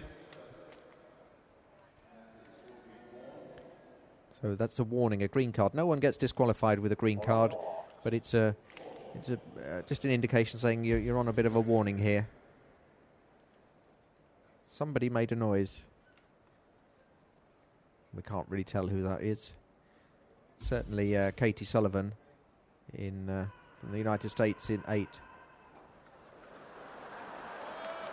Now somebody in the crowd's just shouted out, which is... Okay, I'll tell you what's happened there. Somebody in one of the throwing events, or the long jumper, has made a noise as they've thrown the I think it's the javelin by the sounds of it. I can't...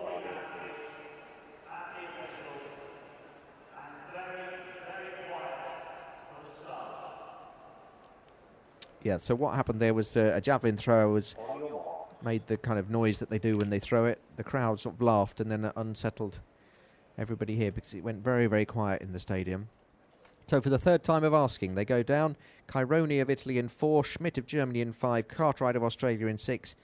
I think the gold medalist will come from there, but you can never tell in a Paralympic final. Here we go. Women's 100 metres, T42.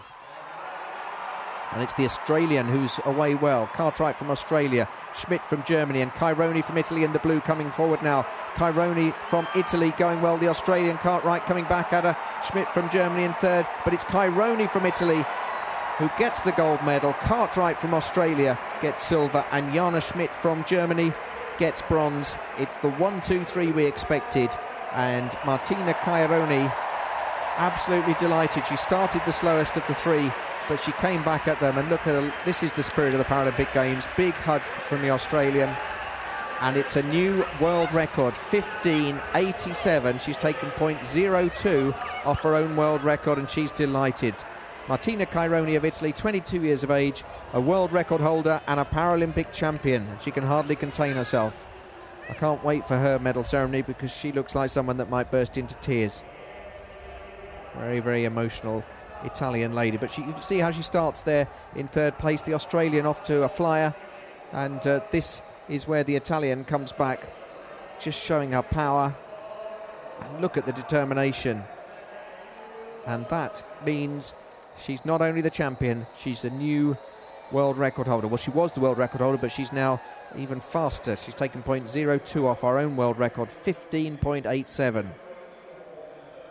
She's absolutely delighted with that.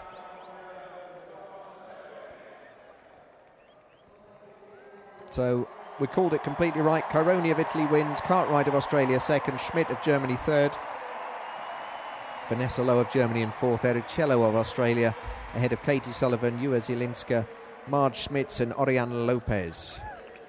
And wearing the blue, the Azzurri of Italy, and she now has the Italian flag as well. Red, white and green. You can hear someone in the crowd shouting Martina, and she blows them a kiss and poses for a photograph. Confirmation then of the result, new world record, Martina Caironi of Italy beating her own world record. She's the new Paralympic champion.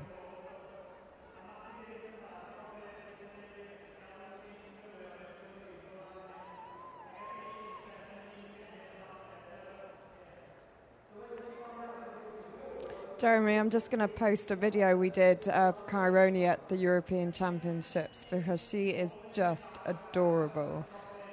What do we see on the video? Sell the video to the viewers. She's just such she's just Italian. She's adorable, funny, and really warm personality, and I think that comes through in the interview. She gives a little bit of background to her training in London as well. And we can go to that at youtube.com and look at Paralympic Sport TV channel. Or if you go to paralympicsport.tv, that diverts you automatically to the YouTube channel. You can see highlights of all the action from the Paralympic Games. If you have missed stuff, if you've come in, you want to go back and look at stuff again, that's where it is. Now, that was the Iranian thrower there, Nick Parast.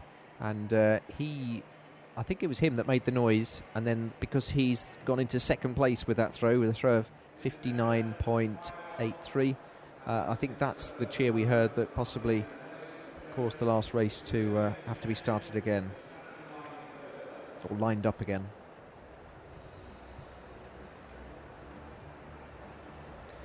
You're watching London 2012 Paralympic Games with me, Jeremy Nicholas, Natalia Dannenberg alongside me, just keeping us updated with what people are saying on Twitter and Facebook.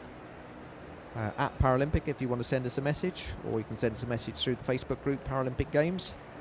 But next we've got the women's 200 metres, the T37. This is for cerebral palsy runners, and Lisa McIntosh is the world record holder.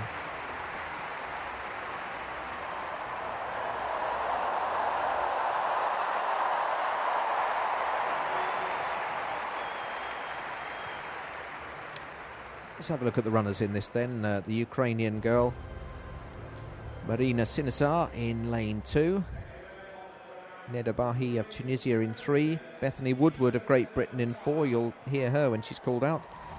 Joanna Benson of Namibia won a medal the other night. Only the second medal ever for Namibia in the Paralympics. Maria Seifert of Germany in 6.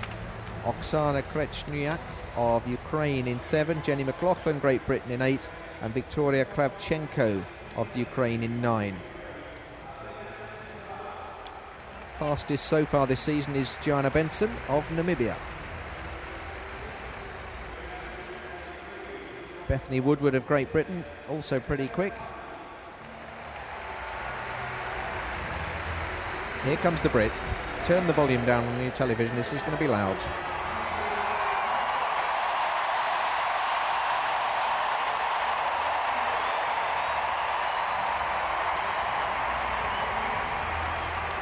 Bethany Woodward, just 19. She's in with a chance of a medal tonight.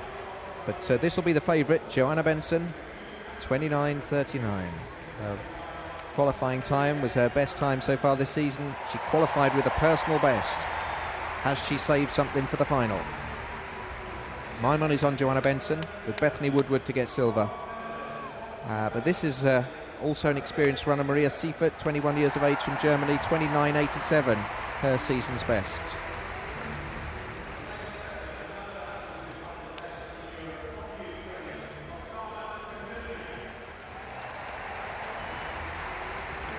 And we're getting tweets of support for Joanna Benson. What are they saying, Natalia?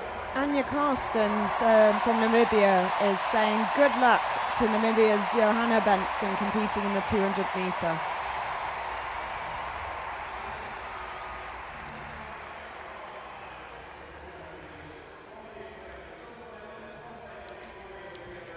And there's Victoria Kravchenko.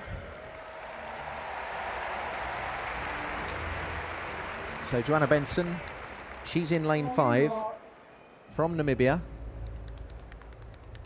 And the reason I'm tipping her is because I always think form is important, and she set her own personal best, which was the season's best personal best in her qualifier for this. So provided she hasn't given it all in the qualifier and she's kept a bit back, she should be okay. Now runners in this race, some will start in a kneeling position, some in a standing position. It's a matter of choice. And they're off. It's the women's 200 metre final, T37. This is for cerebral palsy runners. And Joanna Benson in the blue going extremely well. So too Bethany Woodward from Great Britain on the inside. Joanna Benson's going extremely well. But on the outside, the Ukrainian girl, Krechniak, is going very well. It's Krechniak of the Ukraine in the lead. Joanna Benson from Namibia is coming back. Here comes Benson. Benson from Namibia, absolutely flying. Benson of Namibia is going to get it. The Ukrainian girl's tying up. Benson of Namibia gets it. And Bethany Woodward of Great Britain gets the silver. And it was too close to call for the bronze. But Joanna Benson timed that beautifully. Loads of people cheering for her, watching on TV in Namibia. And that's a great result for her. And she's won a gold medal for Namibia. She's having an absolutely fantastic Paralympic Games. And if she ever gets out of that woman's embrace, she will do a lap of honour. Don't know if that's her mum or a coach or whoever. It's a regional record. 29.26. Joanna Benson. Congratulations, girl. You're the new Paralympic champion. Well done, Namibia. Yes, Jean Sutherland from Namibia also sent in her best wishes. If you're watching on TV out in Namibia, send your congratulations to Joanna Benson. We are on at Paralympic. We'll read them out. Tell us whereabouts in Namibia you are, and we'll give you a mention, because a great night for Namibian athletics. Joanna Benson. For cerebral palsy runners, you can see that cerebral palsy runners do often tend to tie up in the last bit of a race, and you can see the Ukrainian girl looks to have it won there, and then she's just tying up there, just getting tired. Did she hang on for bronze? We'll have to wait and see. I don't think she did. Joanna Benson, the winner though. Bethany Woodward in second place with a time of 29.65, and the German Maria Seifert just crept past to get the bronze medal, 29.86. And poor old Oksana Krechniak, who was leading for so much of that race, doesn't get anything, 29.89, except she does get a new personal best. Jenny McLaughlin of Great Britain coming over the line in 5th. Kravchenko of the UK in 6th. Badi of Tunisia 7th. And Sinazar of the Ukraine in 8th place. James McIndoe's also tweeted in to say, what a race by the Namibian, making Africa proud.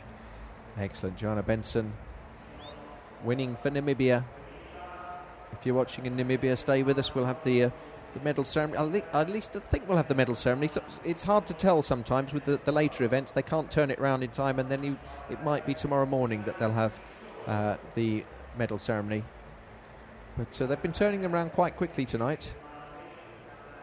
So we could well have the Namibian anthem tonight. If not, make sure you're tuned in tomorrow morning for the athletics, and to see the Namibian flag go up the pole and hear the anthem. So this is the leader of the javelin, Zhu Pengkai of China.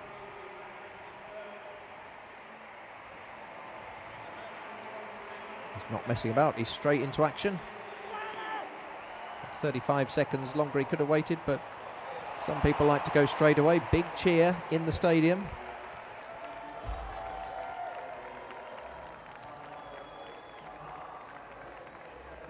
This is the F12, F13 final. That's for people with visual impairment. And Zhu of China still in the lead. It's Nick Parast of Iran second, and Budatich of China in third.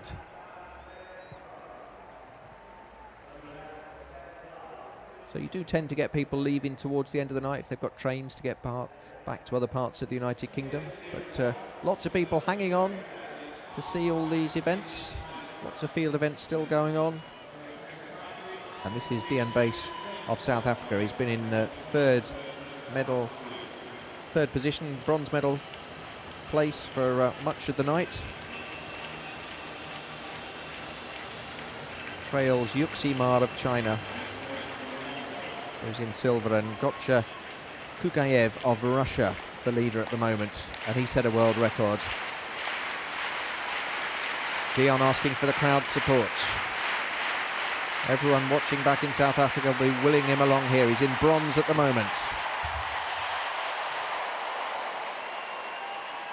It's another good jump from the young man.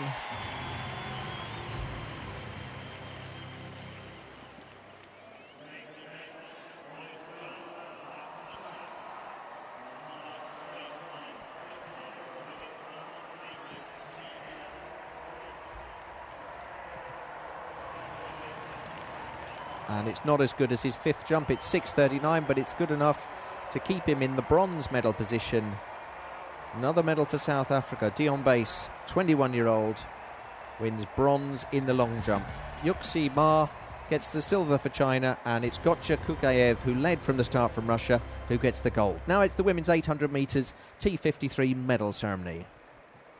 Ladies and gentlemen, boys and girls, the victory ceremony for the women's 800 metres T53. The medals are to be presented this evening by Louise Sauvage, Paralympic Hall of Fame inductee, who's accompanied by Mr. Dennis Hone, Chief Executive of the Olympic Delivery Authority.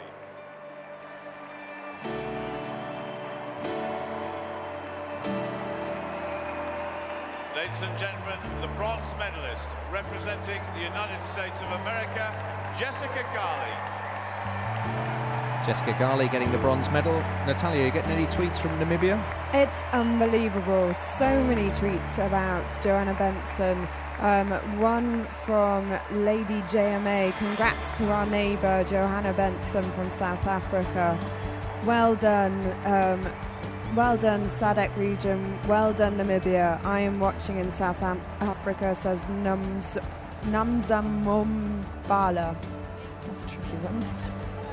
Fantastic win for Joanna. So enjoying the camaraderie of the Paralympics. Keep the tweets coming. That's Jessica Garley of the States. Ladies and gentlemen, the silver medalist representing the People's Republic of China, Wang Lisha. Well done, Miss Benson. So proud. It's Antoinette Roux. Yeah, very popular winner, Joanna Benson. It's incredible. We don't have time to read them all out. I think we just had about 100 tweets of support coming in. Excellent. There's the Chinese silver medalist. Just give us a flavour of a few more of those Namibian tweets. I like to hear people. Well done to the Namibian and South African athletes. Tanya Ellis from Cape Town, South Africa. Keep going, Dean Bass. South Africans are super proud. Yep, Dean Bass he's won the bronze now. They've finished the competition. Dean Bass getting the bronze, and we just saw him getting his South African flag, one of the prettiest flags in the world, and he was off on his lap of honour. So we've got the Chinese anthem, which is the #1 pop hit of the games. It's the tune we've heard the most often, apart from maybe Heroes by David Bowie, which has also been very popular.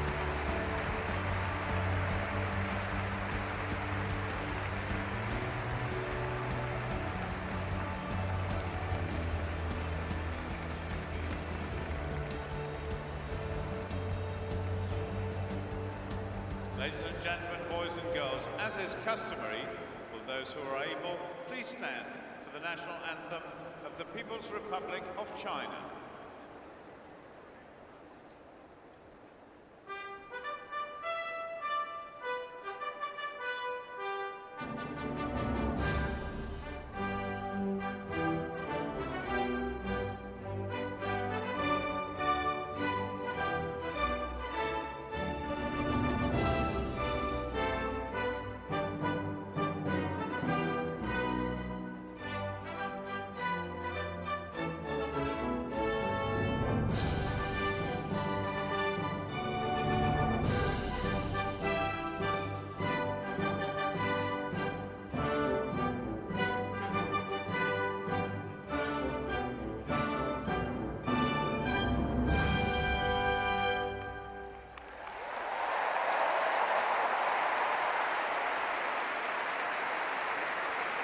and gentlemen, boys and girls, your Paralympic medalists.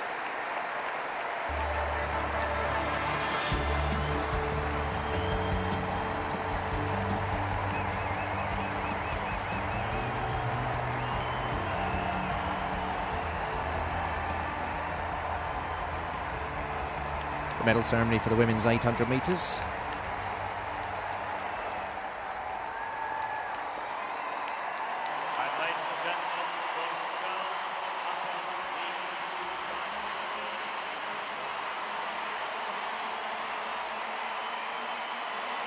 I'm not quite sure what we're watching here, because I thought that the long jump had finished, and I thought Dion Bass of South Africa had been confirmed as bronze, and now we've got Ma Yuxi of China, and the caption said he was third. I don't quite know what's happened there. This might be an earlier jump, a recording maybe.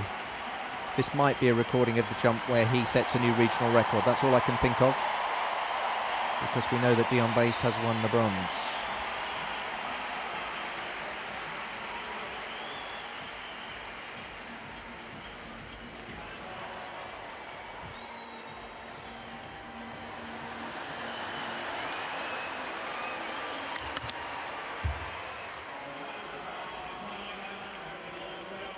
So this is Ma Yuxi of China, who's been trailing Gotcha Kukayev and leading, swapping places with Dion Bass for most of the night.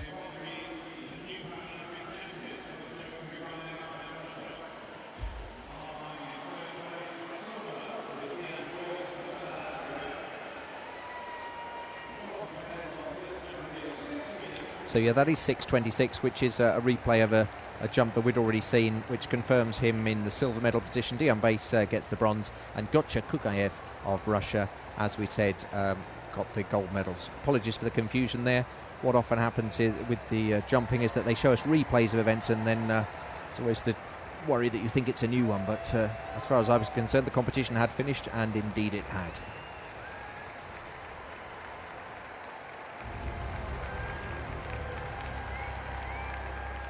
So do pop into facebook.com and look at our Paralympic Games page. The victory ceremony for the women's 1500 metres T20. And follow us on Twitter at Paralympic. And Natalia, who's one of our social media specialists, has put pictures up of the Brazilian ladies' nails. Yeah, that's right. I posted them earlier this evening on Twitter. Guilhermina. Teresina Guilhermina. Teresina Guilhermina. Who is accompanied by Mr. Dennis Ho, Chief Executive of the Olympic Delivery Authority. And it's been one of the big things, hasn't it, at the Paralympic Games and the Olympics, has been the nail painting. There's a nail bar that offers free flags for all the athletes. Is that right? Yeah, they're brilliant. Ilona Biaxi. So this is Ilona Biaxi, who beat her twin sister to the bronze medal. The two Biaxi sisters were third and fourth. They're like peas in the pod. And I can only tell you that's Ilona Biaxi because I can see on the caption that she came third, because she looks so much like her sister, and it was a race between the two of them. Ilona Biaxi from Hungary getting the bronze medal, and the two Polish girls will get silver and gold.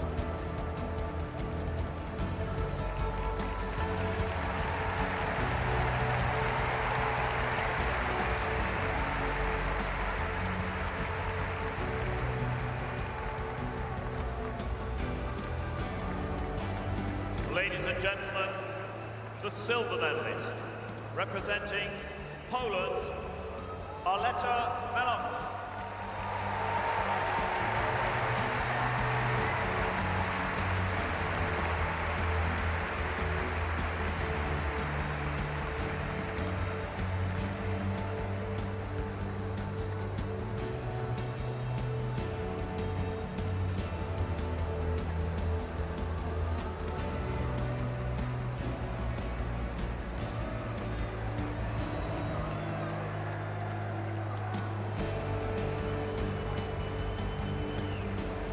Just had a question on Twitter. Why did they get flowers at the Paralympic Games?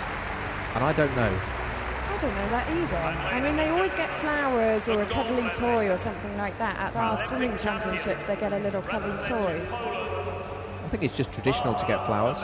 Maybe dates back to the Olympics where they got the laurel wreath. If you know why they get flowers, I think it's just a nice gesture. I don't think there's anything particularly symbolic, but if there's something we've missed, do let us know at Paralympic on Twitter or through the Facebook page, facebook.com/Paralympic Games. But as you can see, they all do get a little bundle of flowers. Sometimes you see them throw them into the crowd. Sometimes they give them to their loved ones. Sometimes they probably just take them home. So we're going to hear the Polish anthem.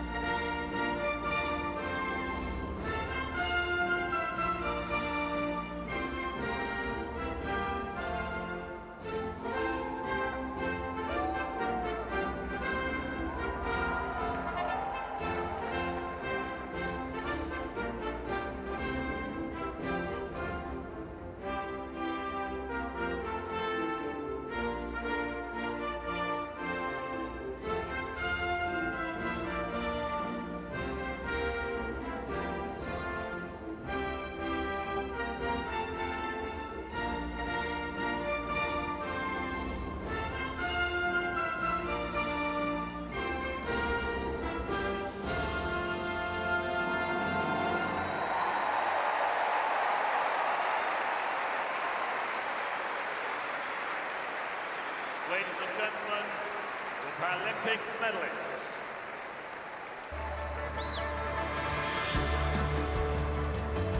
Two Polish girls and the Hungarian Biaxi sister on the podium to get their medals. Got a question for me, Natalia, on Twitter. Yeah, we do. So we got a question about Dion. Why did he win bronze when he got a Paralympic record?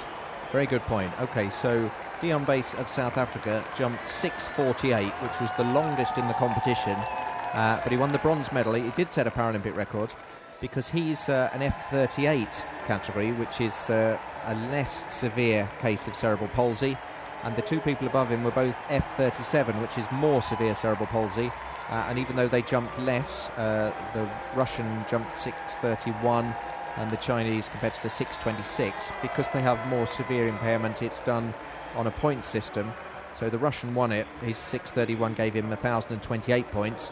The Chinese competitor's 6:26 gave him 1,023, and Dion Base, who's weighted against him because he has less of an impairment with cerebral palsy, his 6:48, although a longer jump, only gave him 1,021 points. So he gets a Paralympic record, but he only gets the bronze. Well done, Jeremy. You're starting to sound quite clever. I'm beginning to sound as though I know what I'm talking about. It's only the 5th day I've been doing the athletics commentary, and I'm beginning to sound knowledgeable. But you're supposed to be the funny one. I'm supposed to be the clever one. Oh, yeah, that's right. You're supposed to be the clever one. So we've got the men's, the women's 100 metres T46 final.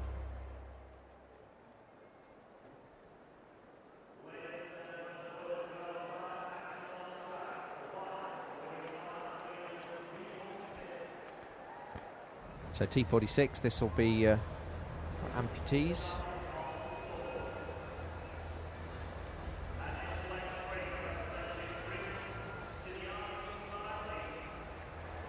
Stylianos Smaragdi, of Greece, 17 years of age. Wan Yangping of China at 18.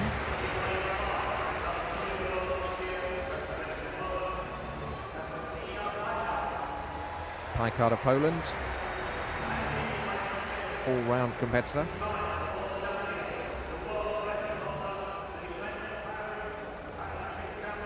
This is the girl to watch, Yundis Castillo, world record holder, 11.95, which she did in qualification.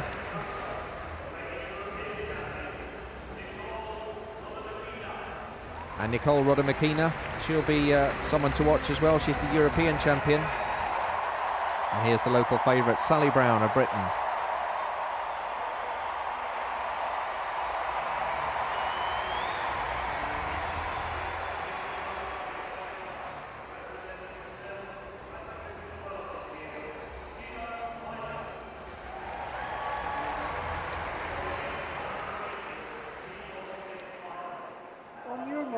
So I think this will be between Rodemakina of Russia and Castillo of Cuba. Cubans in lane 6, Rodemakina of Russia in lane 7. But as I always say, it can go any way at all in the final. So T46 final for arm amputees. Some of them won't necessarily have an amputation, but have some impairment in the arm. Carly Beater of Australia incidentally not starting. She was down to be in lane 2. She hasn't arrived.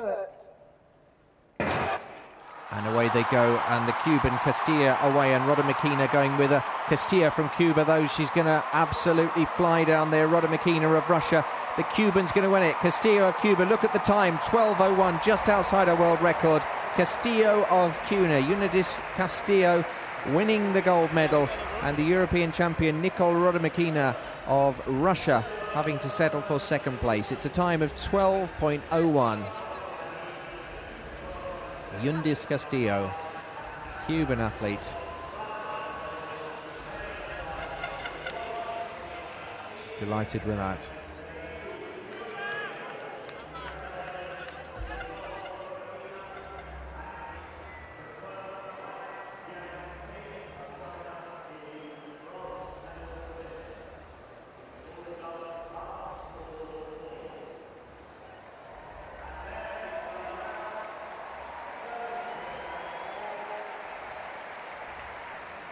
So Yundis Castillo of Cuba, 25 years of age, winning the gold medal. We thought she'd be a red-hot favourite. She set a new personal best and world record in qualifying. Lovely smile.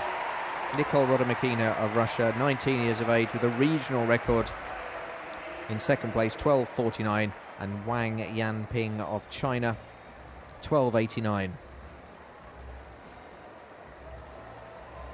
And still the tributes coming in for Joanna Benson from everyone watching in Namibia, and Namibians who are watching in South Africa, cheering her on. All the southern African countries all tend to stick together and cheer for each other. And she did win the second Paralympic medal ever earlier, and this time she's won the first gold. And we're getting people saying that that'll be the first time that the anthem's been heard at the Paralympics and possibly at any games. Yeah, that's right. Namibia has never won a gold medal. This is their first gold medal of any Olympic or Paralympic games. So I guess that's why the Namibian fans are so excited about this. If you're watching in Namibia, raise a glass to Joanna Benson. She's made history tonight. I'm looking forward to hearing that national anthem. We've never heard the Namibian anthem. I don't know how it goes. If you're watching in Namibia, cheering for Joanna Benson, and you're waiting for her medal ceremony, we're still not sure if it's tonight, it might well be tomorrow. Just tell us how you're going to celebrate. Are you raising a glass? Are you having a cup of Rooibos? What are you doing? I brought some Rooibos tea bags in because I thought they'd keep me going through the night, and then we've been nicking the BBC's kettle to use. The BBC have hidden their kettle. We can't find it. Do you know where it is? I don't know where it is. You know the BBC kitchen that we sneak in and use because we haven't got our own kitchen? I've never done that. Haven't you? No. Oh, I was told straight away by Nigel Adley, one of our commentators. Come with me, I'll show you the BBC kitchen. A secret kitchen I've never seen. But Nigel and I have both worked at the BBC for many years over the years, but we're both now freelance, but we still kind of think that we should be able to use their kettle. And I went there yesterday very confidently with my Rooibos tea bags I brought in, and no kettle. And all the BBC people, wouldn't look me in the eye. And I think they've got it in their office somewhere. I think they've taken it out of the kitchen to stop us people from Paralympic Sport TV nicking it. Well, I'm not surprised. And we weren't nicking it, we were just using it. It's gone. Poor Jeremy. It's against the spirit of the Paralympics, actually, isn't it? So if people across Namibia could have a cup of tea to toast Joanna Benson, or maybe something stronger, because I won't be able to, because the BBC kettle has been hidden. Kerry Morgan of the States.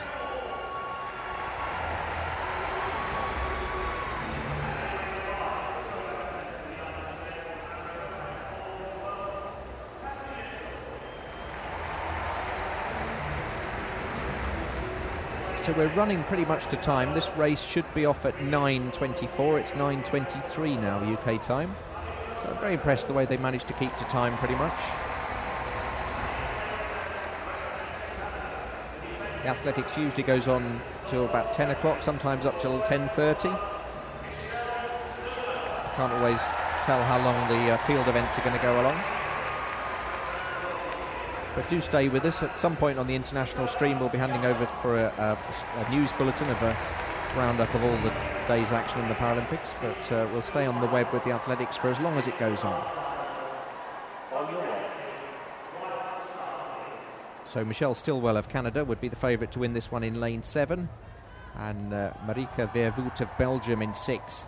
And Cassie Mitchell of USA in 5. They're the ones to watch as well, along with Kerry Morgan of the States in lane 4. Women's 100 metres T52 final, and they're away. It's the two American girls away well, but it's Marika Vervoet of Belgium in lane 6 who's going extremely well. Michelle Stilwell of Canada in the white and black, but Marika Vervoet of Belgium's going to win it. Vervoet, and here comes the Canadian, but she's left it a little too late. Marika Vervoet of Belgium wins the 100 metres T52 final. Michelle Stilwell of Canada gets the silver.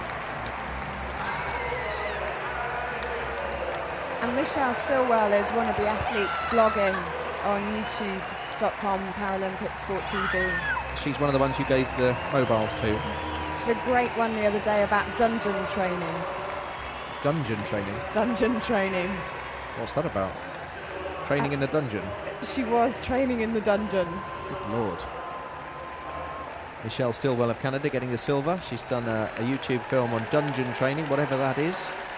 youtube.com, look up Paralympic Sport TV channel. You can also access it, paralympicsport.tv, which will take you straight to that YouTube channel for highlights of all of the brilliant action from the Paralympic Games. Let's have a replay of this final then.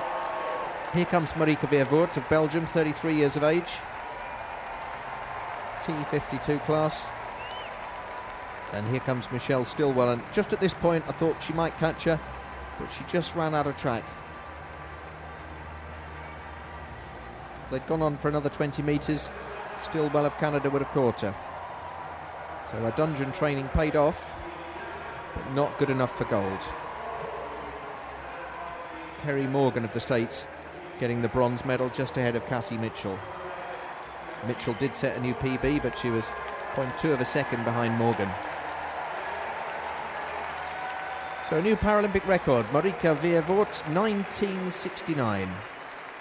Stilwell second, Morgan third, and then PBs for Cassie Mitchell and season's bests for Leitner, Tanaka and Kiyama. So all of the finalists can be very pleased with what they did, but it's Vervoet of Belgium who's got the record and the gold. And the cheers you can hear as she goes round on a lap of honour. Now, we haven't seen any of the shot put tonight, but here's a little bit of action.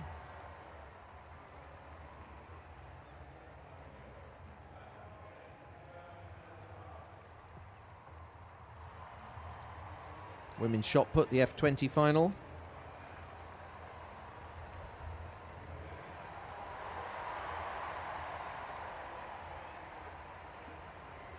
And that's Anastasia Miznik of Ukraine, 21 years of age. And this competition started at 7:45, so I imagine they're just going to show us some sort of edited highlights. Yes, 12:67, which is a new personal best for her, good enough for second place in the competition. And apparently Namibians don't celebrate with rooibos. What do they have? Jägermeister. Jägermeister. That's lager, isn't it? That's what Anya... No, that's What is it? It's a spirit. Is it? Yeah. Jägermeister? Jägermeister. What sort of spirit's that then? It's lethal. Is it? Yeah. Okay. That's what Anya Carson's drinks to celebrate. What's a lager that sounds like Jägermeister? There is one, isn't there? I don't know. I don't really drink very much. I'm a bit of a wimp, really, when it comes to drink. Oh, Hofmeister I'm thinking of. A voice in my head said. And that's why I don't drink, because I have those voices in my head. It's actually the producer in the gallery. Yeah, Hofmeister I was thinking of. Remember that? Hofmeister, Follow the Bear? Jägermeister, it's the spirit. Anya Lutz also asked us, what type of tea do Brits drink? We drink English breakfast tea. And builder's tea. Builder's tea, yeah, which is, you know, if you have the workmen in, you don't give them the best tea. You give them builder's tea. Lots of milk. Yeah, but the one tea that I really don't like is Earl Grey tea. And because you're English and it's an English invention, people think you like it, but Earl Grey tea, it's like tea with perfume in it. Why would you want to drink perfume? I quite like it, actually. Yeah, but not to drink. And this is the leader of the shot put, Uederska of Poland, 35 years of age, with a throw of 13.80. It's a new Paralympic record.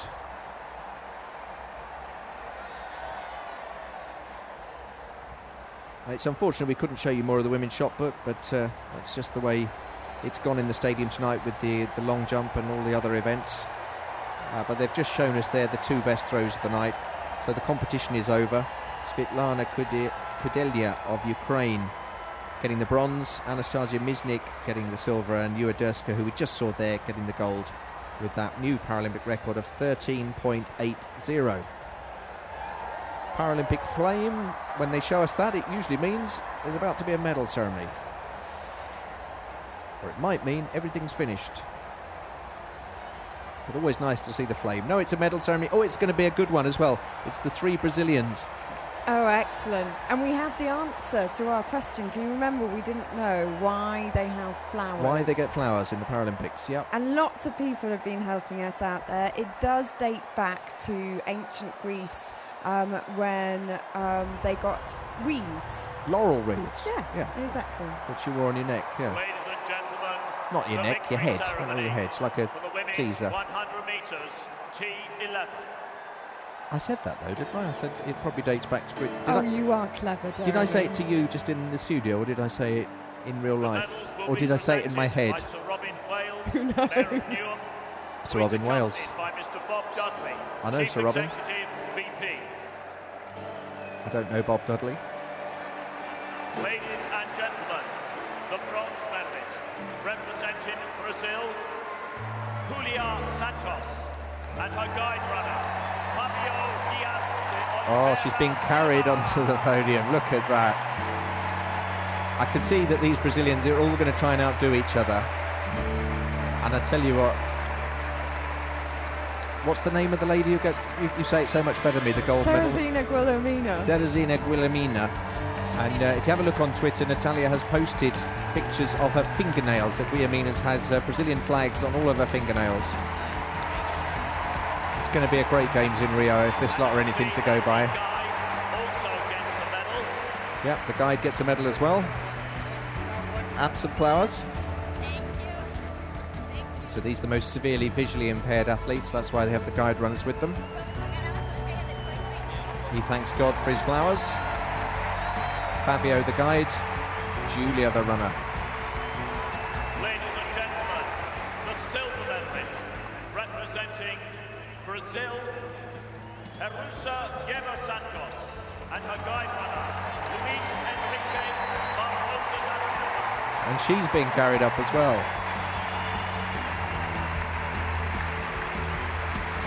No reason at all why they can't walk up. These women have just run a 100 metres race, but it's nice to see their guides carrying them up. It's almost like taking a bride over the threshold of a new home when you've just got married.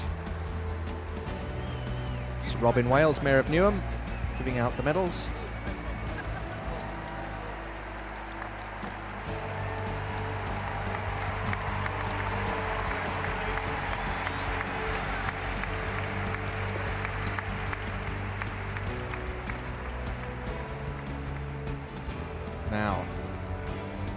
gold medalist as a character. What's going to happen here? Gold medalist and Paralympic champion representing Brazil. I think she'll dance up. Valentina Wilhelmina and her guide runner, Suarez de Santana. Oh, yes, they are going to dance up. Look at that. How did I predict that? Look at that hair. She's gone for the real Carmen Miranda there. Love it. Carmen Miranda, Hollywood actress, who used to have all sorts of fruit in her hair, piled up high. And Guillermina, well, she's very, very stylish. She's not wearing her blindfold now, but when she did wear a blindfold during the race, there were lots of sequins on it. Bling-tastic. Bling-tastic. I think she's showing her fingernails. There they are, look, there's the fingernails. And I think that's the international symbol of peace, the dove that they're doing there, or it's displaying the fingernails. I'm not really sure. As he did it as well, I'm assuming it's the dove, because he doesn't appear to have done his nails.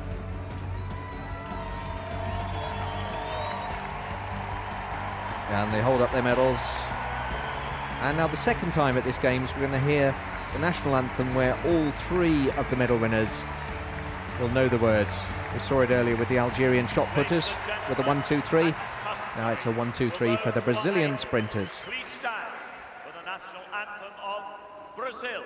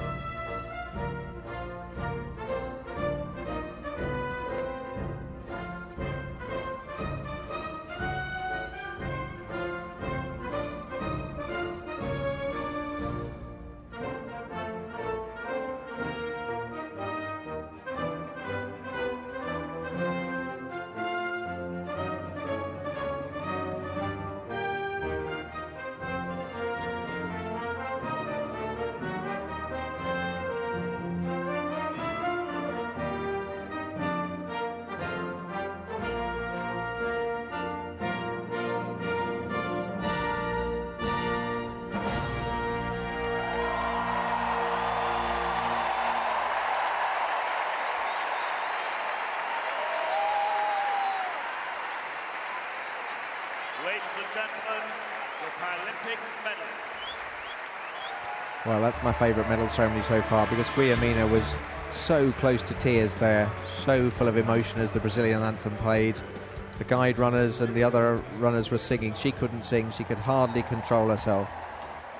And she danced her way up there and then just looked like she was going to cry all the way through, but she's smiling now. Such an incredible moment for the Brazilian team. I was filling up. And she's actually another video blogger.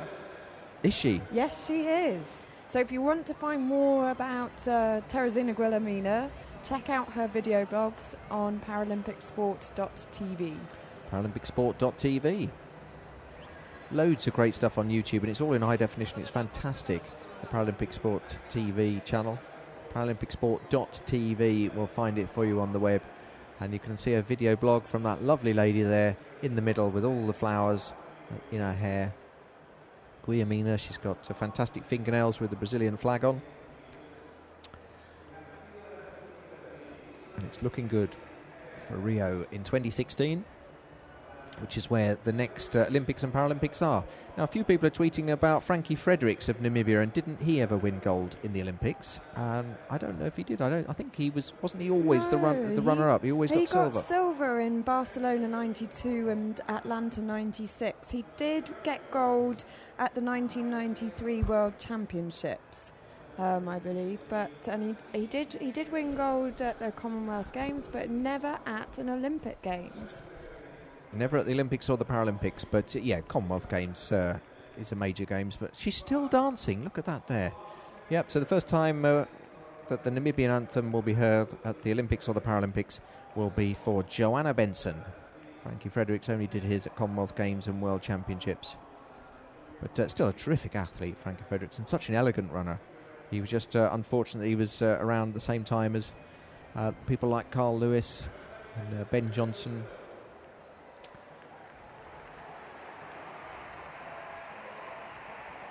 So the women's shot put, let's just see a little bit more action from that.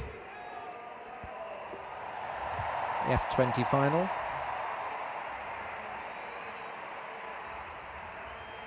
Anastasia Misinek of Ukraine, 21 years of age. And this is recorded from earlier. I think this will be her personal best throw of 12.67.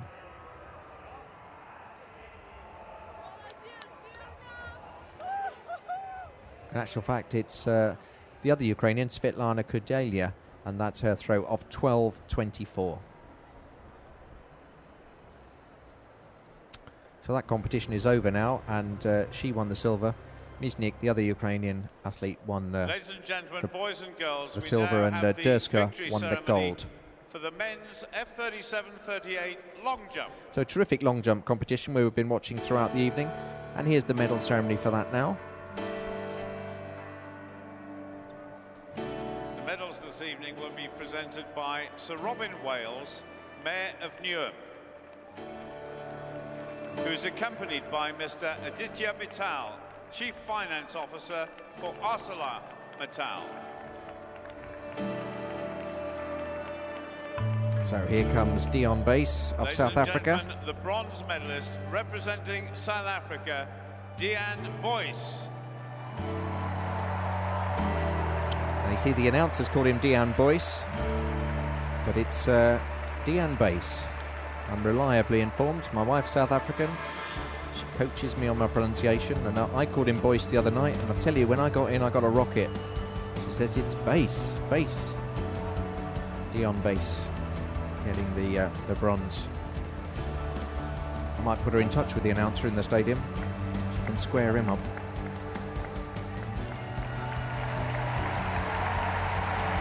Well done, fella. He set a new Paralympic record. But because he's in a less severely impaired category, has to settle for the bronze. Silver medalist representing the People's Republic of China, Ma Yuxi. Ma Yuxi of China, 33 years of age. He set a regional record. And the Russian who won it, Gotcha Kugayev, also set a world record for the F37 category, more severe form of cerebral palsy.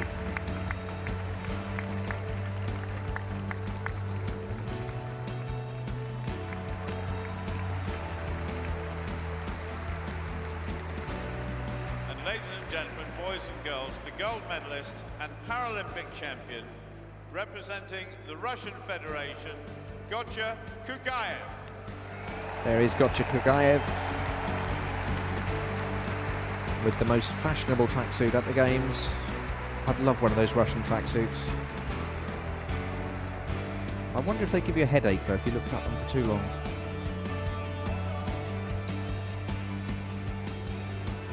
What do you think, Natalia? Would you like a Russian tracksuit? No, but I tell you what I do like, the What? Swedish trainers. Swedish trainers, what Yeah. do they like? They're sort of blue and yellow. And I tell you what, the Australian ones aren't bad either. They're green with yellow laces. I'd take either of them. Ladies and gentlemen, boys It's a and great girls, tradition as to is swap customary, kit will those at the who are able Paralympics. please stand for the national anthem of the Russian Federation. Here's the Russian anthem.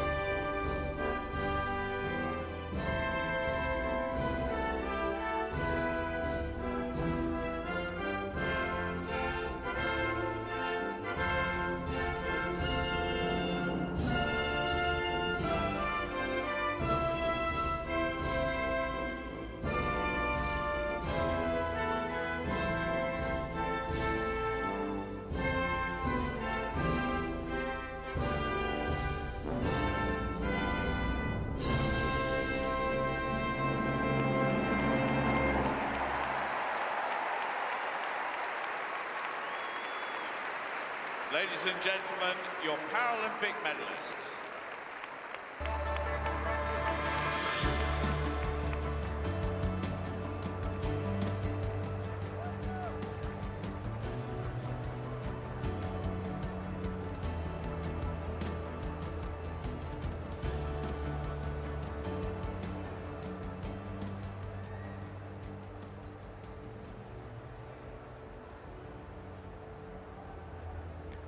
Just pulled up some information about Dion Bass. His education is religious and theological studies at the Global University in Cape Town. That's why he's such a nice young man. And his coach is Suzanne Ferreira. And his hobbies are swimming, going to the movies, reading and listening to music. And he speaks Afrikaans and English. And his disability is cerebral palsy. His ambition, I want to become #1 in the world in all my events, and after my sports career I want to become a pastor of a church. Sounds like a splendid young man.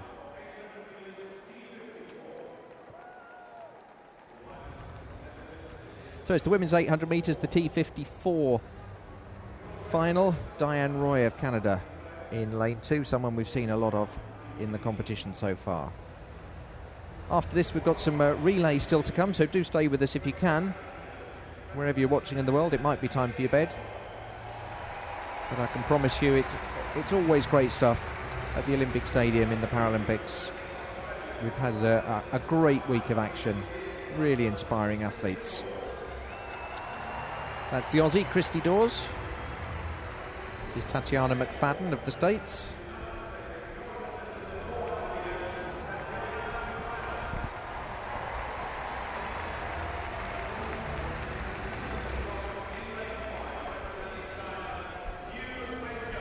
Liu Wenjun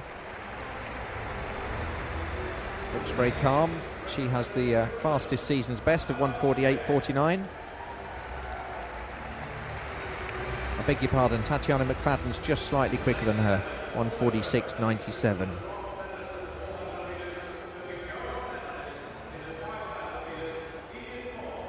Edith Wolff of Switzerland, outside Manuela Scher of Switzerland. And then the two Chinese competitors in 8 and 9, Zhu Lihong and Dong Hongzhao.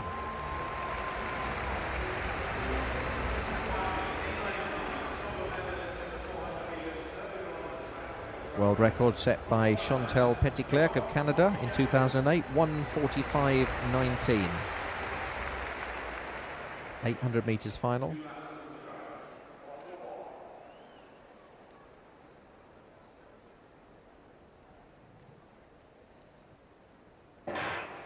And they're away. It's the women's 800 metres T54 final, live from the Olympic Stadium here in London. It's rare to get records in these finals because they're often become a little bit tactical towards the end. But it's Tatiana McFadden from the United States who breaks away. Chinese competitors are going to take 2nd, 3rd and 4th, it looks like, from the break. But it's Tatiana McFadden. She has the fastest time, 1:46.97 so far this season. McFadden of the States. Then it's the 3 Chinese competitors, Zhu, Dong and Liu. And then behind them we have Manuela Scher of Switzerland, Edith Wolff of Switzerland and Christy Dawes of Australia. But Tatiana McFadden is ahead from Liu. It's going to be between these two. They do have the best times. McFadden from Liu, and they're getting away. McFadden from the States, Liu from China, and the crowd really roaring these two on. This is a really fast time. Plenty of people still in the Olympic Stadium here at nearly 10 to 10 at night here in London. Tatiana McFadden looking confident. She's pulling away. Liu of China is not going to get her, and there's a real battle for bronze going on just out of the picture there. But it looks like Tatiana McFadden's going to win the 800 metres in the Paralympics here, London 2012. Liu of China is being caught by the pack, but Tatiana McFadden is absolutely flying down here. Now, can she beat the world record? 1:45.19 is the record. 42, 43, 44, 46. No. Well, we didn't actually see her go over the line, so I can't tell you whether she did or not, because For some reason, the director decided to go away for the battle in the second place, but Tatiana McFadden winning for the United States in a time of 1:47.01. Edith Wolf with the season's best for Switzerland did catch the Chinese athlete to get the silver medal, in Zhu of China with a PB of 1:50.31. But there's the delighted face of Tatiana McFadden, 1:47.01. And she's also blogging for us, Jeremy. Fantastic. What sort of things do they blog, these people? Well, we've had a lot of male athletes blog from the ice bath. It's quite a nice one for the ladies. And when you say blog, is it pictures or is it It's a video. word? Oh, it's a video. Yeah. So okay. they're filming themselves in the ice bath. Yes, it's very tasteful. Do you have to approve them before they go out? Yes, we do. We do approve them. We've got a family audience, don't you know? Absolutely. So Tatiana McFadden, we don't know what she's blogging, but probably not from an ice bath. Well, she did one blog about her sister, actually, who's also competing here at the Paralympics. So well done, Tatiana McFadden. She's 23 years of age. She's from the United States. University of Illinois. Really? Like quite a lot of athletes here.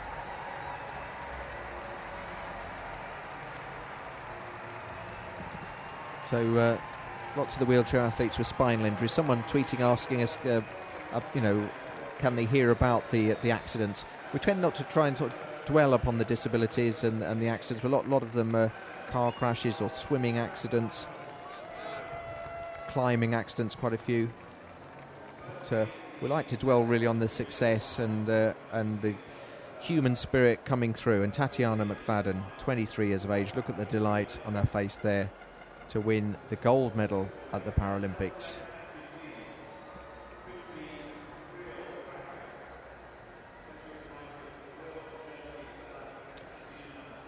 She couldn't quite get up to Chantal Petitclerc's world record, but it's a very quick one, 1:45.19, the Canadian said, back in 2008.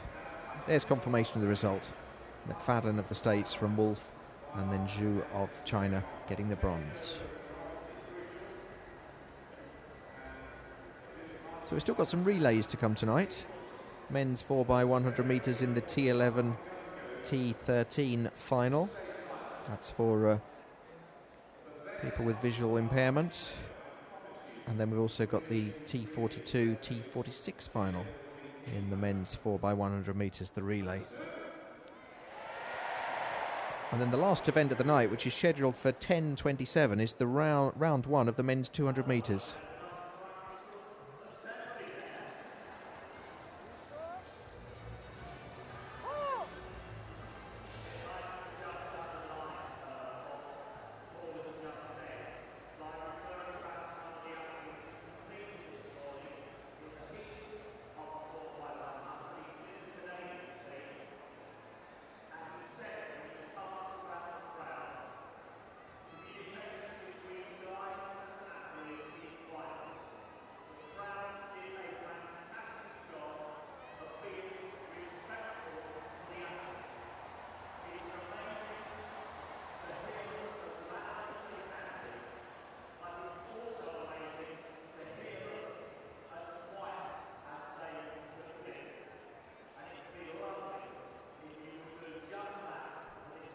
So there's the result of the women's javelin.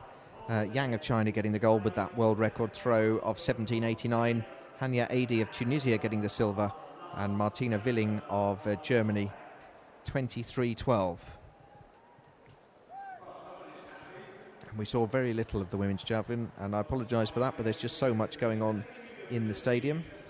But Tatjana Machin from Slovenia getting that gold medal.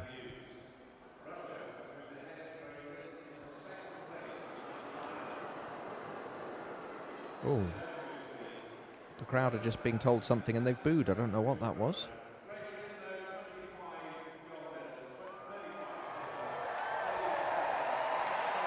And they're now cheering as they're being told how many golds, silvers and bronze Britain have won so far. It's been a fantastic game for Great Britain.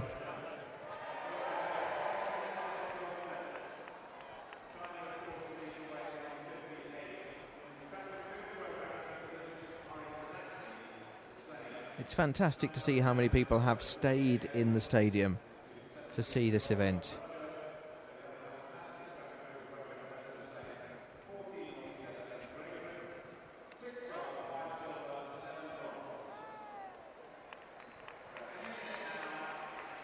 So we've got some relays now. The men's 4x100 metres relay, T11 to T13. It's the T for track, the one meaning visual impairment, and one being very severe, 2 not severe, and 3 the least severe of all. And it's the final. And there are just 4 lanes being used because there will be guide runners in action. So Azerbaijan in lane 1, Spain in lane 3, China in 6, and Russia in 7.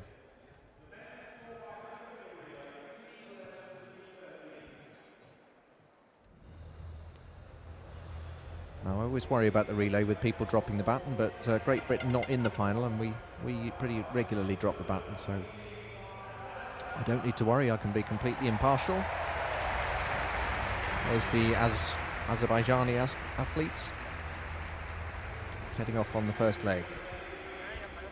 Here's the Spaniards. Again, it's always the athlete with the number on, and the guide will have the bib on.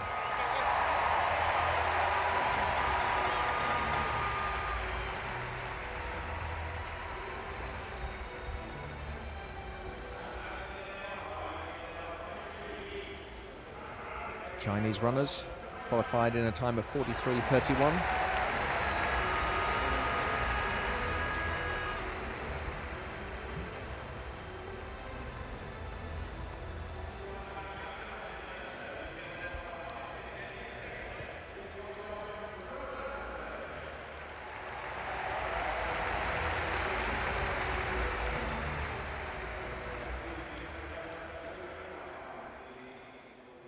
So traditionally the relays come at the end of the night, and they're always big crowd favourites, very exciting. 4x100, 4 runners, they each run 100 metres each, so it's a lap of the track with 4 people carrying the baton round. And as you can see, not all the competitors electing to have a guide runner. But because the categories are T11, T12 and T13, the T11 runners will need guides because they will be either completely blind or have such little vision and they'll be made to wear a blindfold, so it's a level playing field. The chap we're seeing there in lane 7, he'll be a T13 runner. He won't need to have a guide. He has enough vision to see where he's going. Set. So it's Azerbaijan on the inside lane, then it's Spain, then it's China. And on the outside lane, it's Russia. Good handover from the Chinese. And the Spanish. And you notice the crowd have gone completely silent, and this is because they've been asked to keep quiet so that the runners can hear the handover.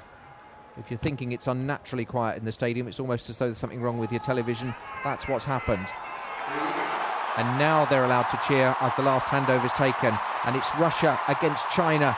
Russian with the guide runner. It's going to be really tight. The Chinese athlete at the line. Is the Russian going to get him? I think the Russian just got him at the line. That's the best finish we've seen all night. Russia against China. 2 superpowers up against each other in the men's 4x100 metres. It's hard to tell because the guide runner was between the two of them. The Chinese athlete running on his own. The Russian had a guide. They don't know yet. They don't know yet who's won. I don't know yet. I called it. I think the Russian just got it. But we're waiting to see. Let's watch this again. They're showing us a replay. We still don't know who got it. China against Russia. At this stage, the Chinese athlete goes to the front. And it looked like he was going to win it. But then he ties up slightly, and the Russian comes back at him.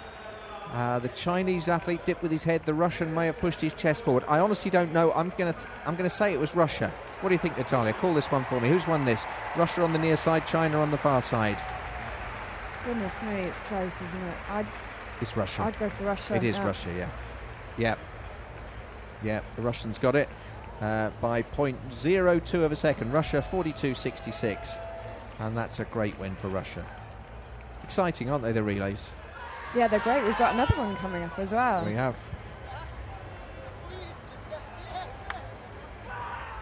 And That was a really, really good finish.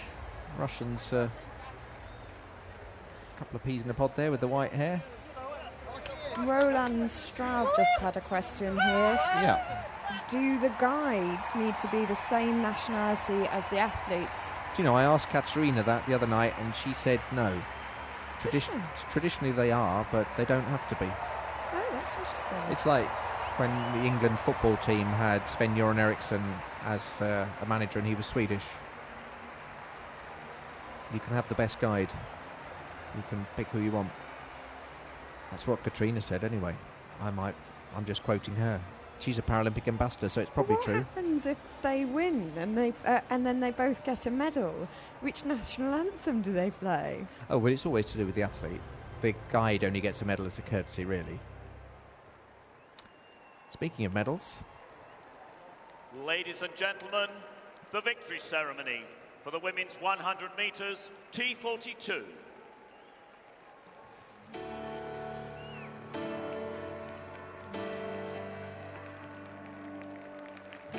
The medals will be presented by Mr. Harry Zenner, Technical Director of Ottobock, who is accompanied by Mrs. Mariano Dima, Head of Marketing, Visa. About to hear the Italian anthem, one of my favourites. Martina Caironi, one of your bloggers. Ladies and gentlemen, the bronze and this guy from Ottobock, of course, Ottobock have been repairing all of the prosthetics and wheelchairs on the park, and they've been doing about 250 repairs a day in their workshop. I was watching the wheelchair rugby today, and I bet they take a bit of repairing. Oh yeah, oh yeah. Jana Schmidt of Germany, 39 years of age, getting the bronze. Must be quite a job repairing all the wheelchairs. They get a bashing. Not so much on the track, but the wheelchair rugby and the basketball. Wheelchair rugby, if you haven't seen it, I commentated on it earlier this afternoon. Its nickname is Murder Ball. That says it all, doesn't it? It does. You know it's not a friendly sport. It's actually called Murder Ball. It was invented in Canada. They still refer to it as murder ball. Yeah. Yeah. But they just wouldn't allow it on the Paralympic programme as murder ball. Americans call it quad rugby. But on the Paralympic programme we like a nice friendly name, wheelchair rugby. Ladies and gentlemen, the silver medalist representing Australia, Kelly Cartwright. She ran a great race, Kelly. 23 years of age. Set a new regional record, 16:14.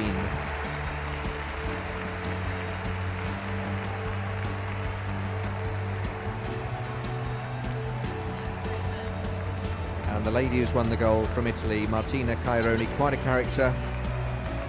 Came through from third place in the latter half of the race to win it.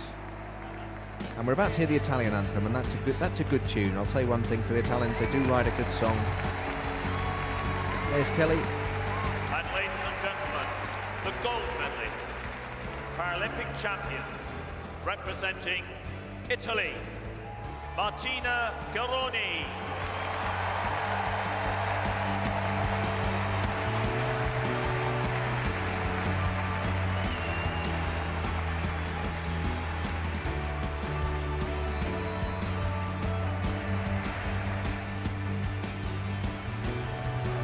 And you can't see because of the tracksuits, but these are leg amputees in the T42 final.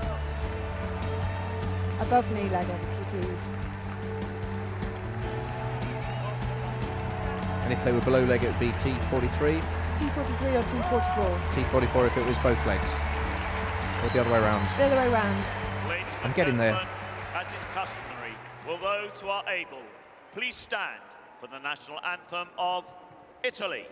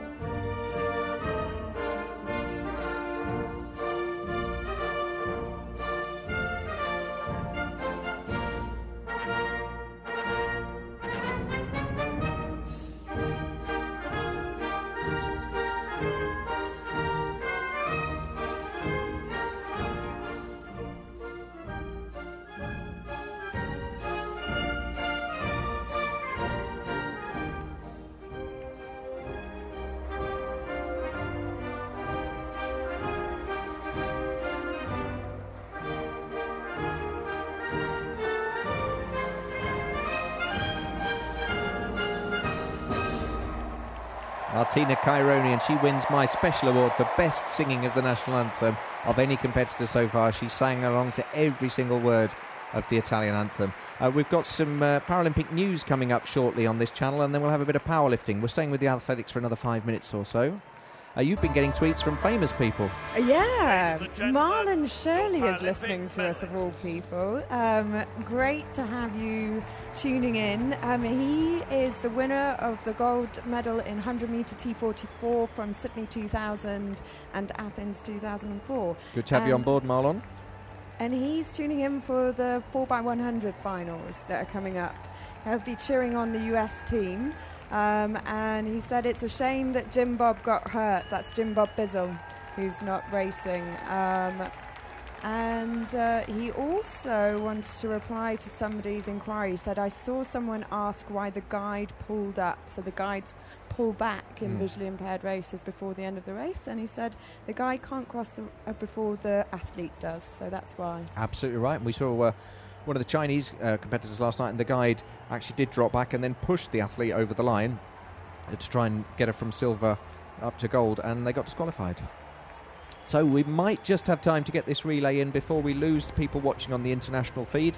If you do lose us, because we've only got about 5 minutes left on this transmission, then do go to paralympic.org as your backup, because we will still be live on there for the rest of this relay. But we've got a summary of the Paralympic news coming up, and we've also got some powerlifting. But we'll see if we can fit this relay in for you. Oh, he's excited. He was worried that he wasn't going to be on telly, and he's just heard that he is. I think he was trying to wake us up. Yeah. So China on the inside lane. Then it's France. Arnaud Assoumani, we've seen him running in the individual races. He's had a very good games. This is Brazil. You'll recognise Johansson Nascimento will run the second leg. He's the chap who asked his girlfriend to marry him, Talia. He held up a thing and she said yes. They were linked up by Brazilian TV and she said yes. And he's the Japanese. And it's Germany.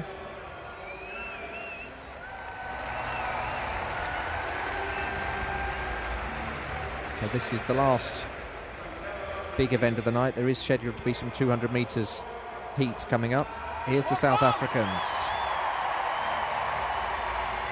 Samkelo Radabe, or Radabe, like Lucas Radabe, South African footballer, played for Leeds United. And there's the United States, Jerome Singleton. We've seen him before. He's a character.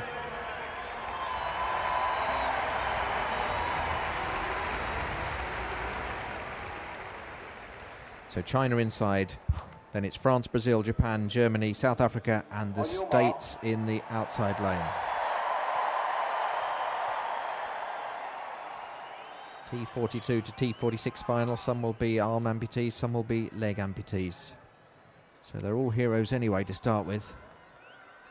Stand up, please, gentlemen. And stand back to the line, please. yeah, he said on your marks, and everyone got on their marks apart from Jerome Singleton, and that's why he's making him start again. He may get a green card shown to Jerome Singleton here because he didn't get on his blocks when the starter told him to. Yes, he's getting the green card, and rightly so, Jerome, because he was gaining a bit of an advantage there. But the Japanese athlete also getting one as well, so maybe it wasn't very clear. Give them the benefit of the doubt. No disqualifications. On your mark. But when you say on your marks, it's you get on your marks. You don't hang about.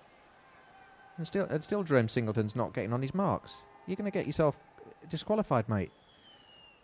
Why does he take so long? Everyone else is there. Don't risk it. You could get your whole country disqualified. There's Oscar Pistorius watching. He'll be running for South Africa. Set. He's waiting to see how his runner gets off. Oh, that's a false start. False start. Running the last leg for South Africa will Oscar Pistorius. Arnaud Fourie, we saw earlier, he's on the third leg. Zivan Smith, the second leg, and Samkelo Radabe, the opening leg. Now someone's going to get disqualified now. And I don't know who it is. That man knows, but he's not going to tell us. I can't see anyone got off to a flyer there. I can hear someone saying lane 2 or 3, which would be either the French or the Chinese, but I couldn't see it myself.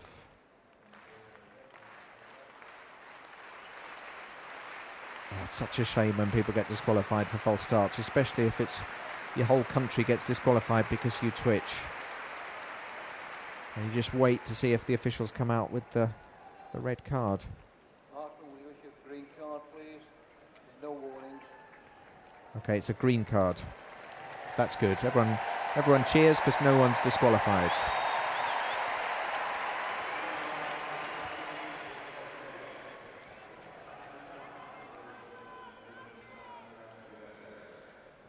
On your marks.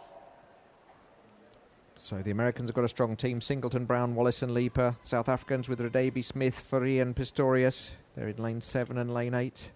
If we ever get underway.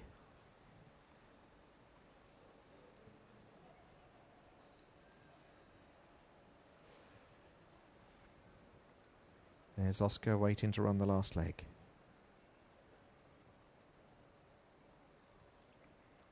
Set. And they're away. United States starting strongly in lane 8. South Africa going well in lane 7. Also going well, the Japanese. Now we just hope that nobody messes it up. Off they go. South Africa and the United States. It's South Africa and the United States. The South Africans just have the advantage as long as all the changes are good. This is Anu Fari for South Africa. It's looking good for South Africa at the moment. Brazil going well though on the inside. Handing over Anu Fari, handing to Oscar Pistorius. And here goes Pistorius. He's in the lead. They won't catch him now. But here comes the Brazilian. But this time, Oscar Pistorius wins it for South Africa. South Africa win the relay in a time of 41.78. A new world record. Fantastic stuff. Fari and Pistorius. He can't believe it yet. Has he seen the time? It's a new world record. Now he knows it.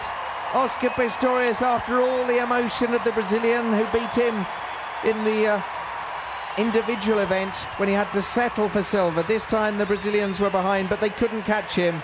And what a great night for Oscar Pistorius and the South Africans. It's great to see a smile back on his face. It is. There'll be no grumpy interviews after this one. He felt he was robbed the last time. It was all done completely legally by the Brazilian, but Oscar felt he was at a disadvantage, and who can blame him because the Brazilians' blades were so much longer. But this time it's worked out brilliantly for South Africa. And look at the runners. We've got arm amputees, we've got leg amputees, and between them, those 4 runners, Samkelo Radebe, Zivan Smith, Anu Fari and Oscar Pistorius have set a new world record. And you just worried that the Brazilian might catch him at this point, which would have been devastating for Oscar. But this time, he's kept the Brazilians out. He was catching all the time, and Pistorius goes across the line in a world record time. What a great run there for the South African relay team.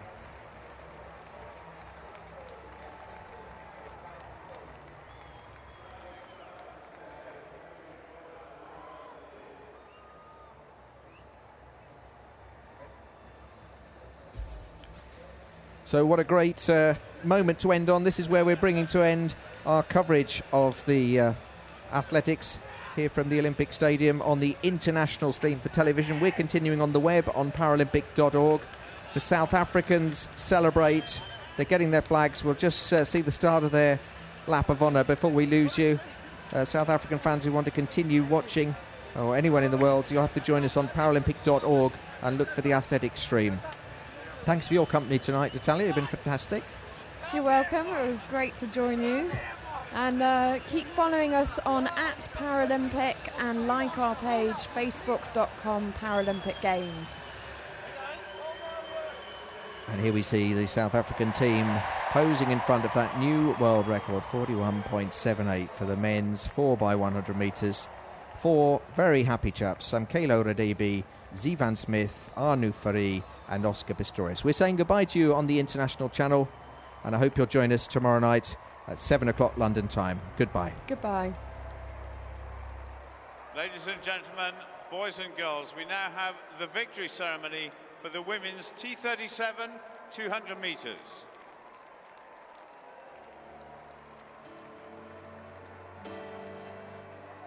The medals to be presented this evening by Mr. Frank Fredericks, Executive Board Member of the International Olympic Committee, who is accompanied by Mr. Bengt Lindstedt, Vice President of the International Sports Federations for Persons with Intellectual Disability.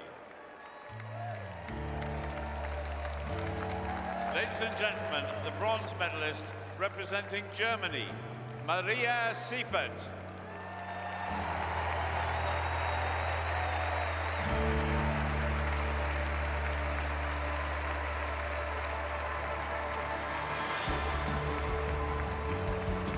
So this will be the victory ceremony where for the first time ever at an Olympics and Paralympics we're going to hear the Namibian anthem, because Joanna Benson is going to get the gold. And the clue, we were talking about Frankie Fredericks, and did he ever win Olympic or Paralympic gold? He didn't. He won Commonwealth and World Championships, but quite fittingly for Namibia it's going to be Frankie Fredericks who will present Joanna Benson with her medal.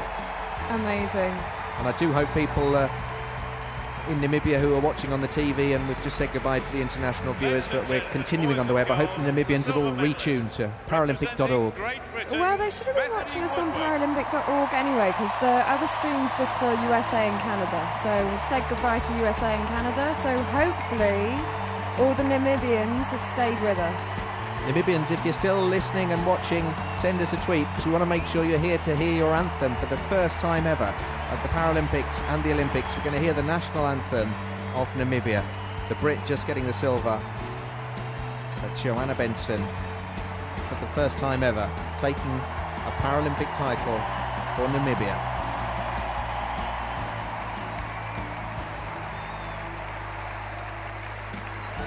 She did it with a time of 29.26. Boys and girls, the gold medalist and Paralympic champion representing Namibia, Joanna Benson.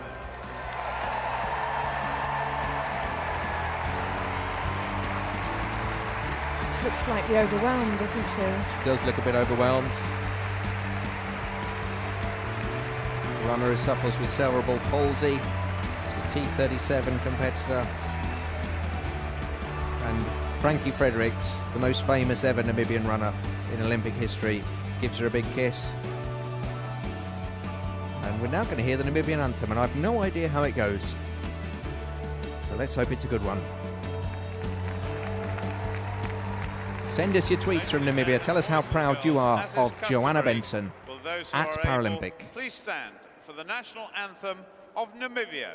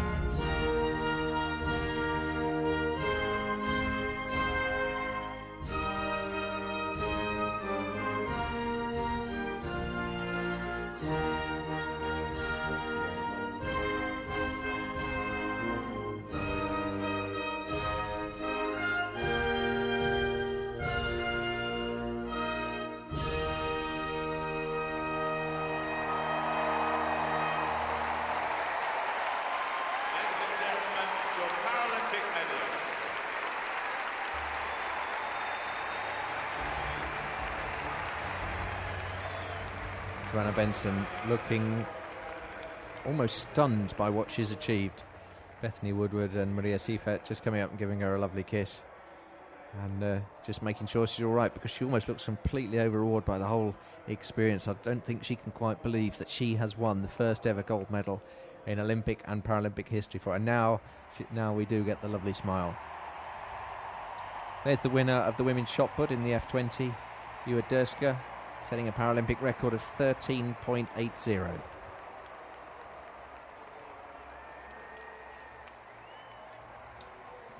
And she beat the two Ukrainians, Misnik and Kudelia.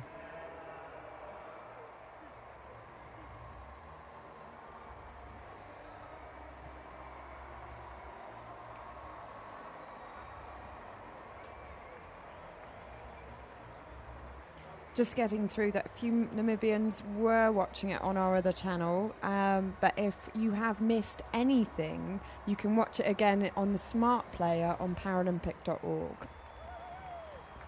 Yeah, I think we did lose some viewers in Southern Africa as we handed over to the news, so they missed the Namibian anthem, but it's all there on the Smart Player, so you can enjoy that again. Unfortunately, we do have a very strict schedule we have to stick to, but I also would be pretty annoyed if I'd missed my anthem, so do check it out on the Smart Player.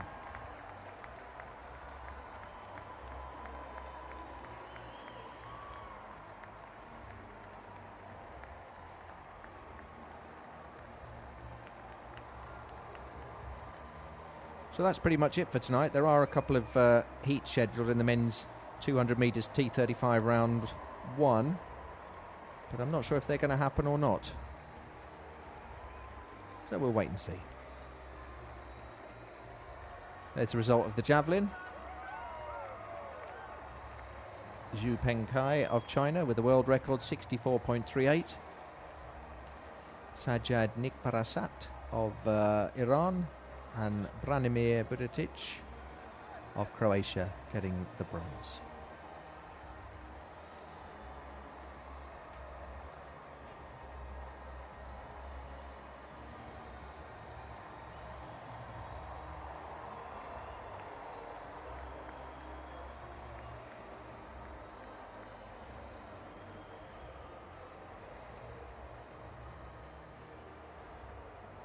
And now it's the medal ceremony for the women's 100 metres T46.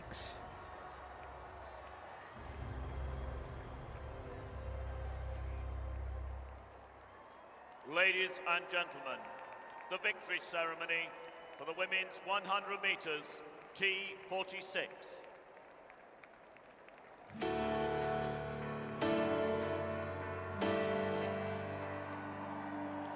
The medals will be presented by Mr. Chris Cohen, CBE, member of the Paralympic Order, who is accompanied by Mr. Peter Aliff, President of Visa Europe. Ladies and gentlemen, the bronze medalist, representing the People's Republic of China, Wang Yangping.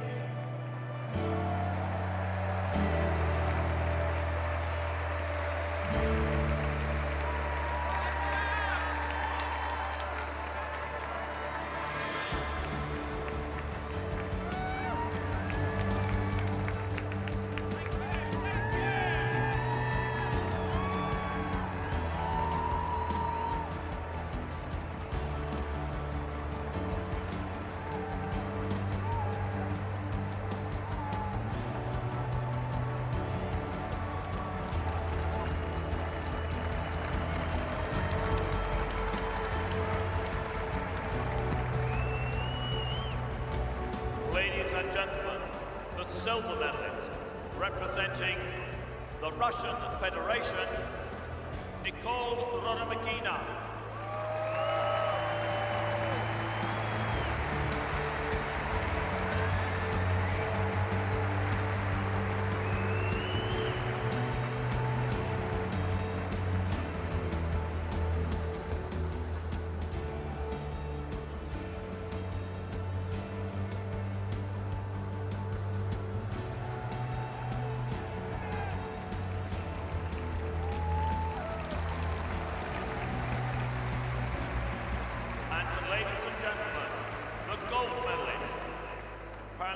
Champion, representing Cuba, Unides Castillo.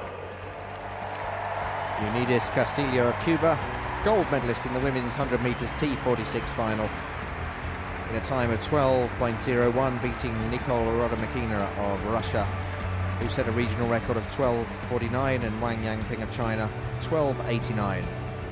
So once again we hear that Cuban anthem, which is the one that's almost like a carousel with flying horses on that you'd hear at a fairground. Lovely tune. Unides Castillo, and there a lot of people leaving the Olympic Stadium, but there's still plenty that are left to stand for the Cuban anthem. Ladies and gentlemen, as is customary, will those who are able please stand for the national anthem of Cuba.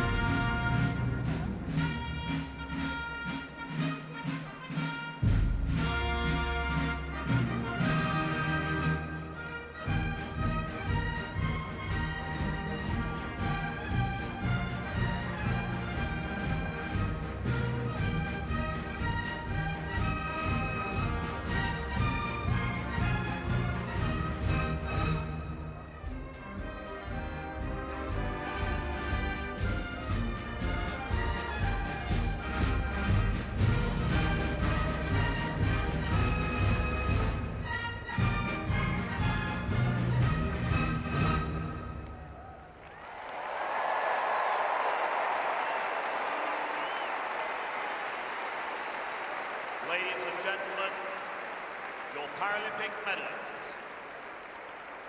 There they are, Unides Castillo, Nicole Rodamapina, Wang Yangping. Gold, silver and bronze in the women's 100 metres T46.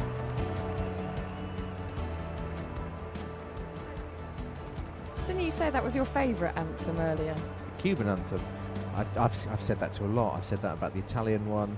I think my all-time favourite is probably the French anthem, just because it's, I don't know, it's got a nice revolutionary spirit. Warlike. No, it's just, well, I think that for a sporting event, you know, you hear that at the rugby and you think, yeah, that's a good song.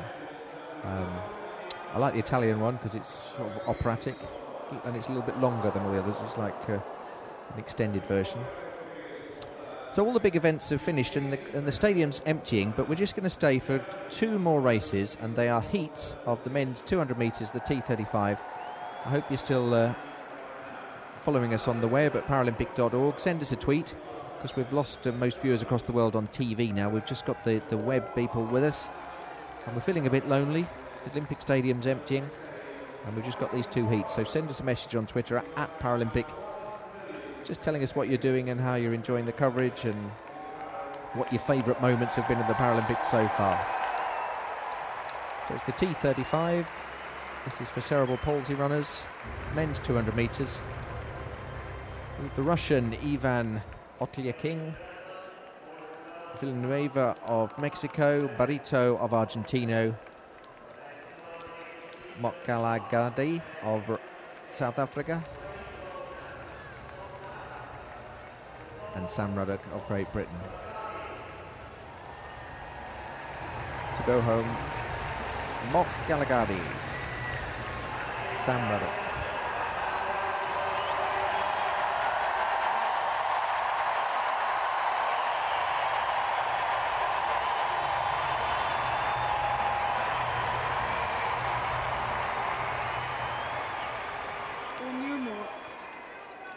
So it's just a heat, this one. There's no medals on offer. All the finals are over. That's why the bulk of the crowd's gone home. But just put these two races on at the end of the night because they need to get them in the schedule. It's the men's 200 metres, T35, cerebral palsy runners, first round. Russia, Mexico, Argentina, South Africa, and Great Britain. Again, the athletes can either start from a standing or a kneeling position. The Russian preferring to stand, the Mexican, the Argentinian, the South African and the Brit all kneeling. And they're away. Now, these are runners with quite severe form of cerebral palsy. It's Argentinian in the lead.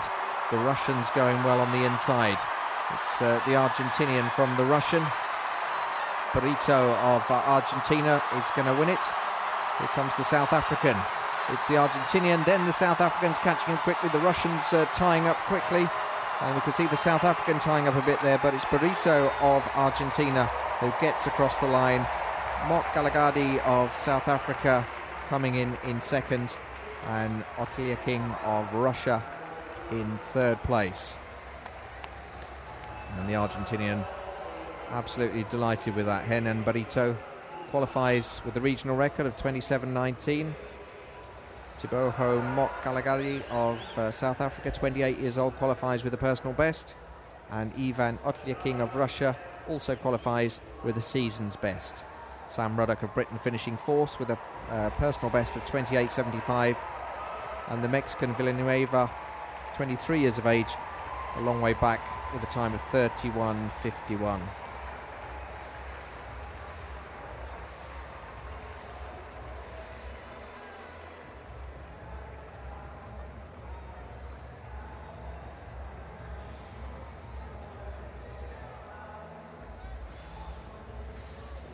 So that's heat one. We will have a second heat, and then that concludes our coverage from tonight's athletics. Burrito, the winner, Mok Galagadi second, and the other qualifier, Otlia King, the Russian, in third.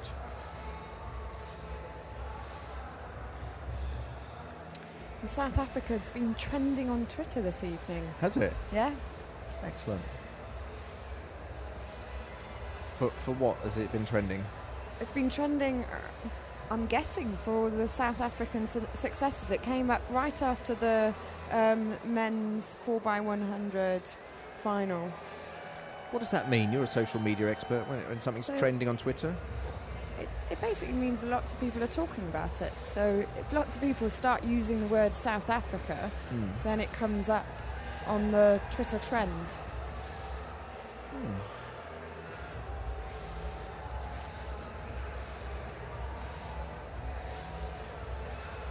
Well, there should be a second heat coming up. But as there's nothing else happening in the Olympic Stadium, there's nothing else to show us pictures of. We will hang on for it, though. For those wanting to see in action, you can see the Paralympic flame still proudly burning at one end of the Olympic Stadium. There's still quite a few people in those seats. If they haven't got work tomorrow, why not stop here?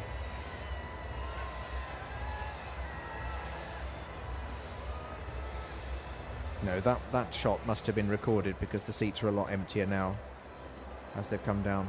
Very misleading. You never know what you're watching is live and what's recorded. Just had a question through. Who is the most liked Paralympian? The most liked? I don't know. What does that mean? I've no idea. That was just the question. Who's the most liked Paralympian? Who's the most liked Paralympian? Well, I suppose Oscar Pistorius is very well liked because he's very famous. Yeah, he's very famous. Yeah. David Weir is very well liked because he's a Londoner and he's won 2 gold medals. Ellie Simmons of Great Britain, the swimmer, she's very. Sarah Story. Yeah, I mean all the Brits are very loved because obviously the home crowd love them. That Brazilian with the fingernails, Guilhermina. Teresina Guilhermina, yes. Guilhermina, yeah. Oh, yeah, you've got to love her. Yeah. She's just such a great character, isn't she? The Italian we just saw singing the anthem.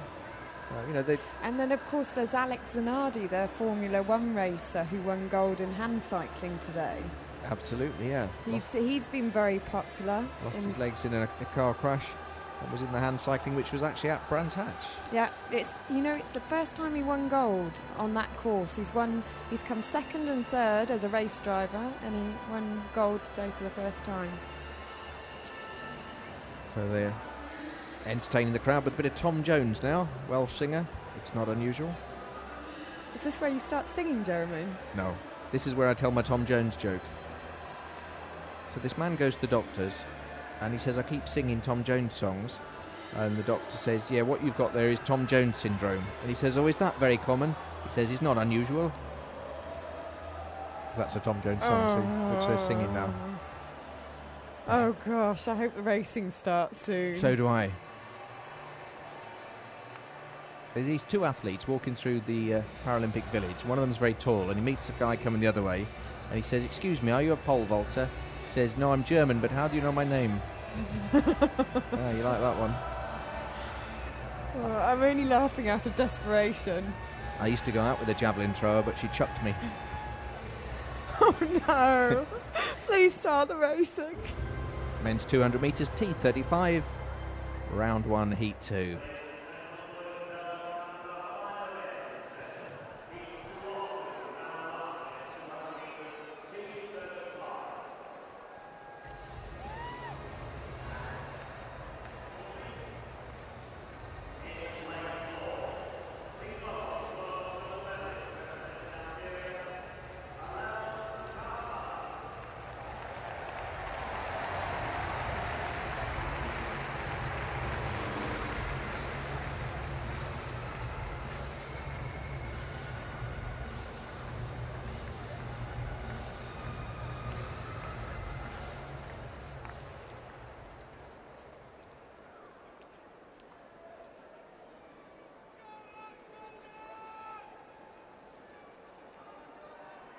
On your marks.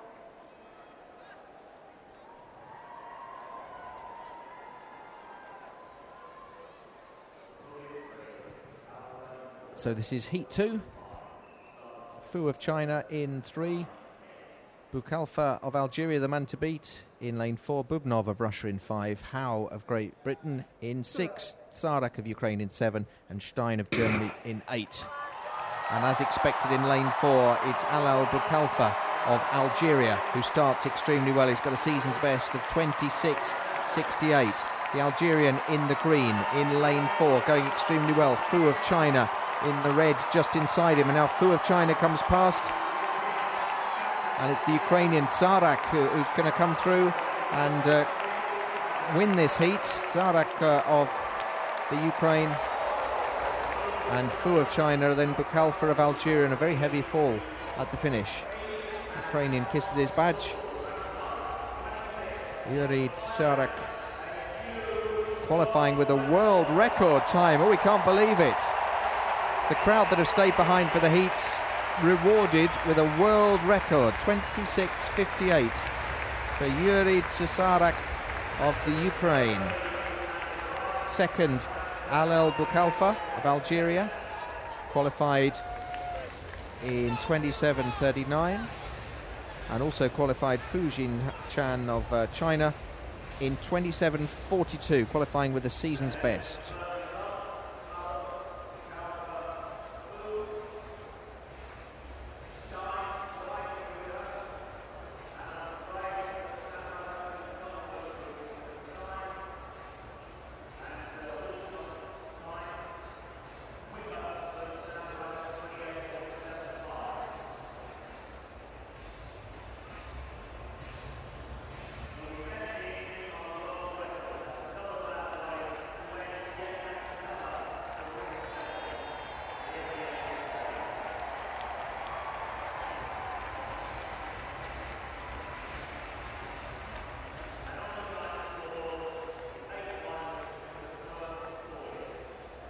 So that just about concludes our coverage tonight. Let me just run through, though, the men's 4x100 T42, T46 final. There were a couple of disqualifications in that. France and the United States were both disqualified. In fact, there were 3. The Brazilians were disqualified as well. No details as to why they were disqualified, but there's no baton to drop, so it can't have been that. It must just have been that the handover was either not within the zone where they have to do it, they have to touch the other runner, or they went out the lane. They're the only 2 ways you can get disqualified without there being a baton. But just a reminder, the South Africans won it with a world record. China came second, and to get the silver, and Germany got the bronze. So I've been Jeremy Nicholas. I've really enjoyed your company, Natalia, from tonight on the when you came on, I thought, she's not Katrina, she's not a Paralympian. I know, the tides have changed now. Now it's changed. Have I won you over? You've won me over with your social media skills. Is Katrina out the door now? Katrina's out there with the waves. Thanks for your company tonight. Do join us tomorrow night for the athletics. We're on Paralympic.org. If you've missed any of the action, any Namibians that missed your national anthem, What's the where can they see that? You can either watch it on our smart player on paralympic.org, or we do also upload all of the footage to youtube.com/Paralympic Sport TV, which you can also reach by typing in paralympic-sport.tv. Lovely. Thank you very much for your company tonight, and wherever you are in the world, have a great night's sleep. Unless it's the morning, in which case you might be off to work. Bye-bye. Bye-bye.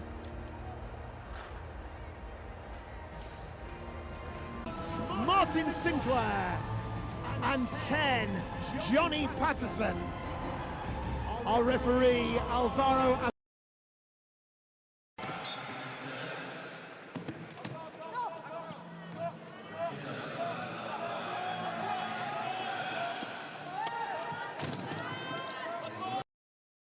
Seven-a-side football action from Group B.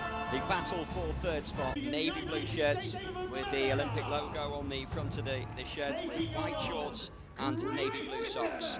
So Great Britain getting ready to get us underway. And the only goal scorer for Great Britain so far this tournament, Diallo, is ready to get proceedings underway for Great Britain. From the centre circle, away we go. Towards this near left-hand side, the ball straight out of play. And that will be a throw for the United States of America, just short of halfway down their right-hand side. Thrown back towards their midway point through their own half, and then up and over halfway to this right-hand side. Just over halfway by a couple of yards down this right, United States of America. Balloon trying to get the ball up towards the edge of the area, right-hand side, United States of America. Great Britain winning that back with Patrick Heddleton. He's brought down, pulled back, and it's a free kick for Great Britain, midway through their own half, left of centre. Worked short down that left-hand side. Great Britain in possession, played back towards the edge of the D on their own area, and that'll be worked along the back line with their youngster George Fletcher down the right-hand side. George Fletcher in possession for Great Britain.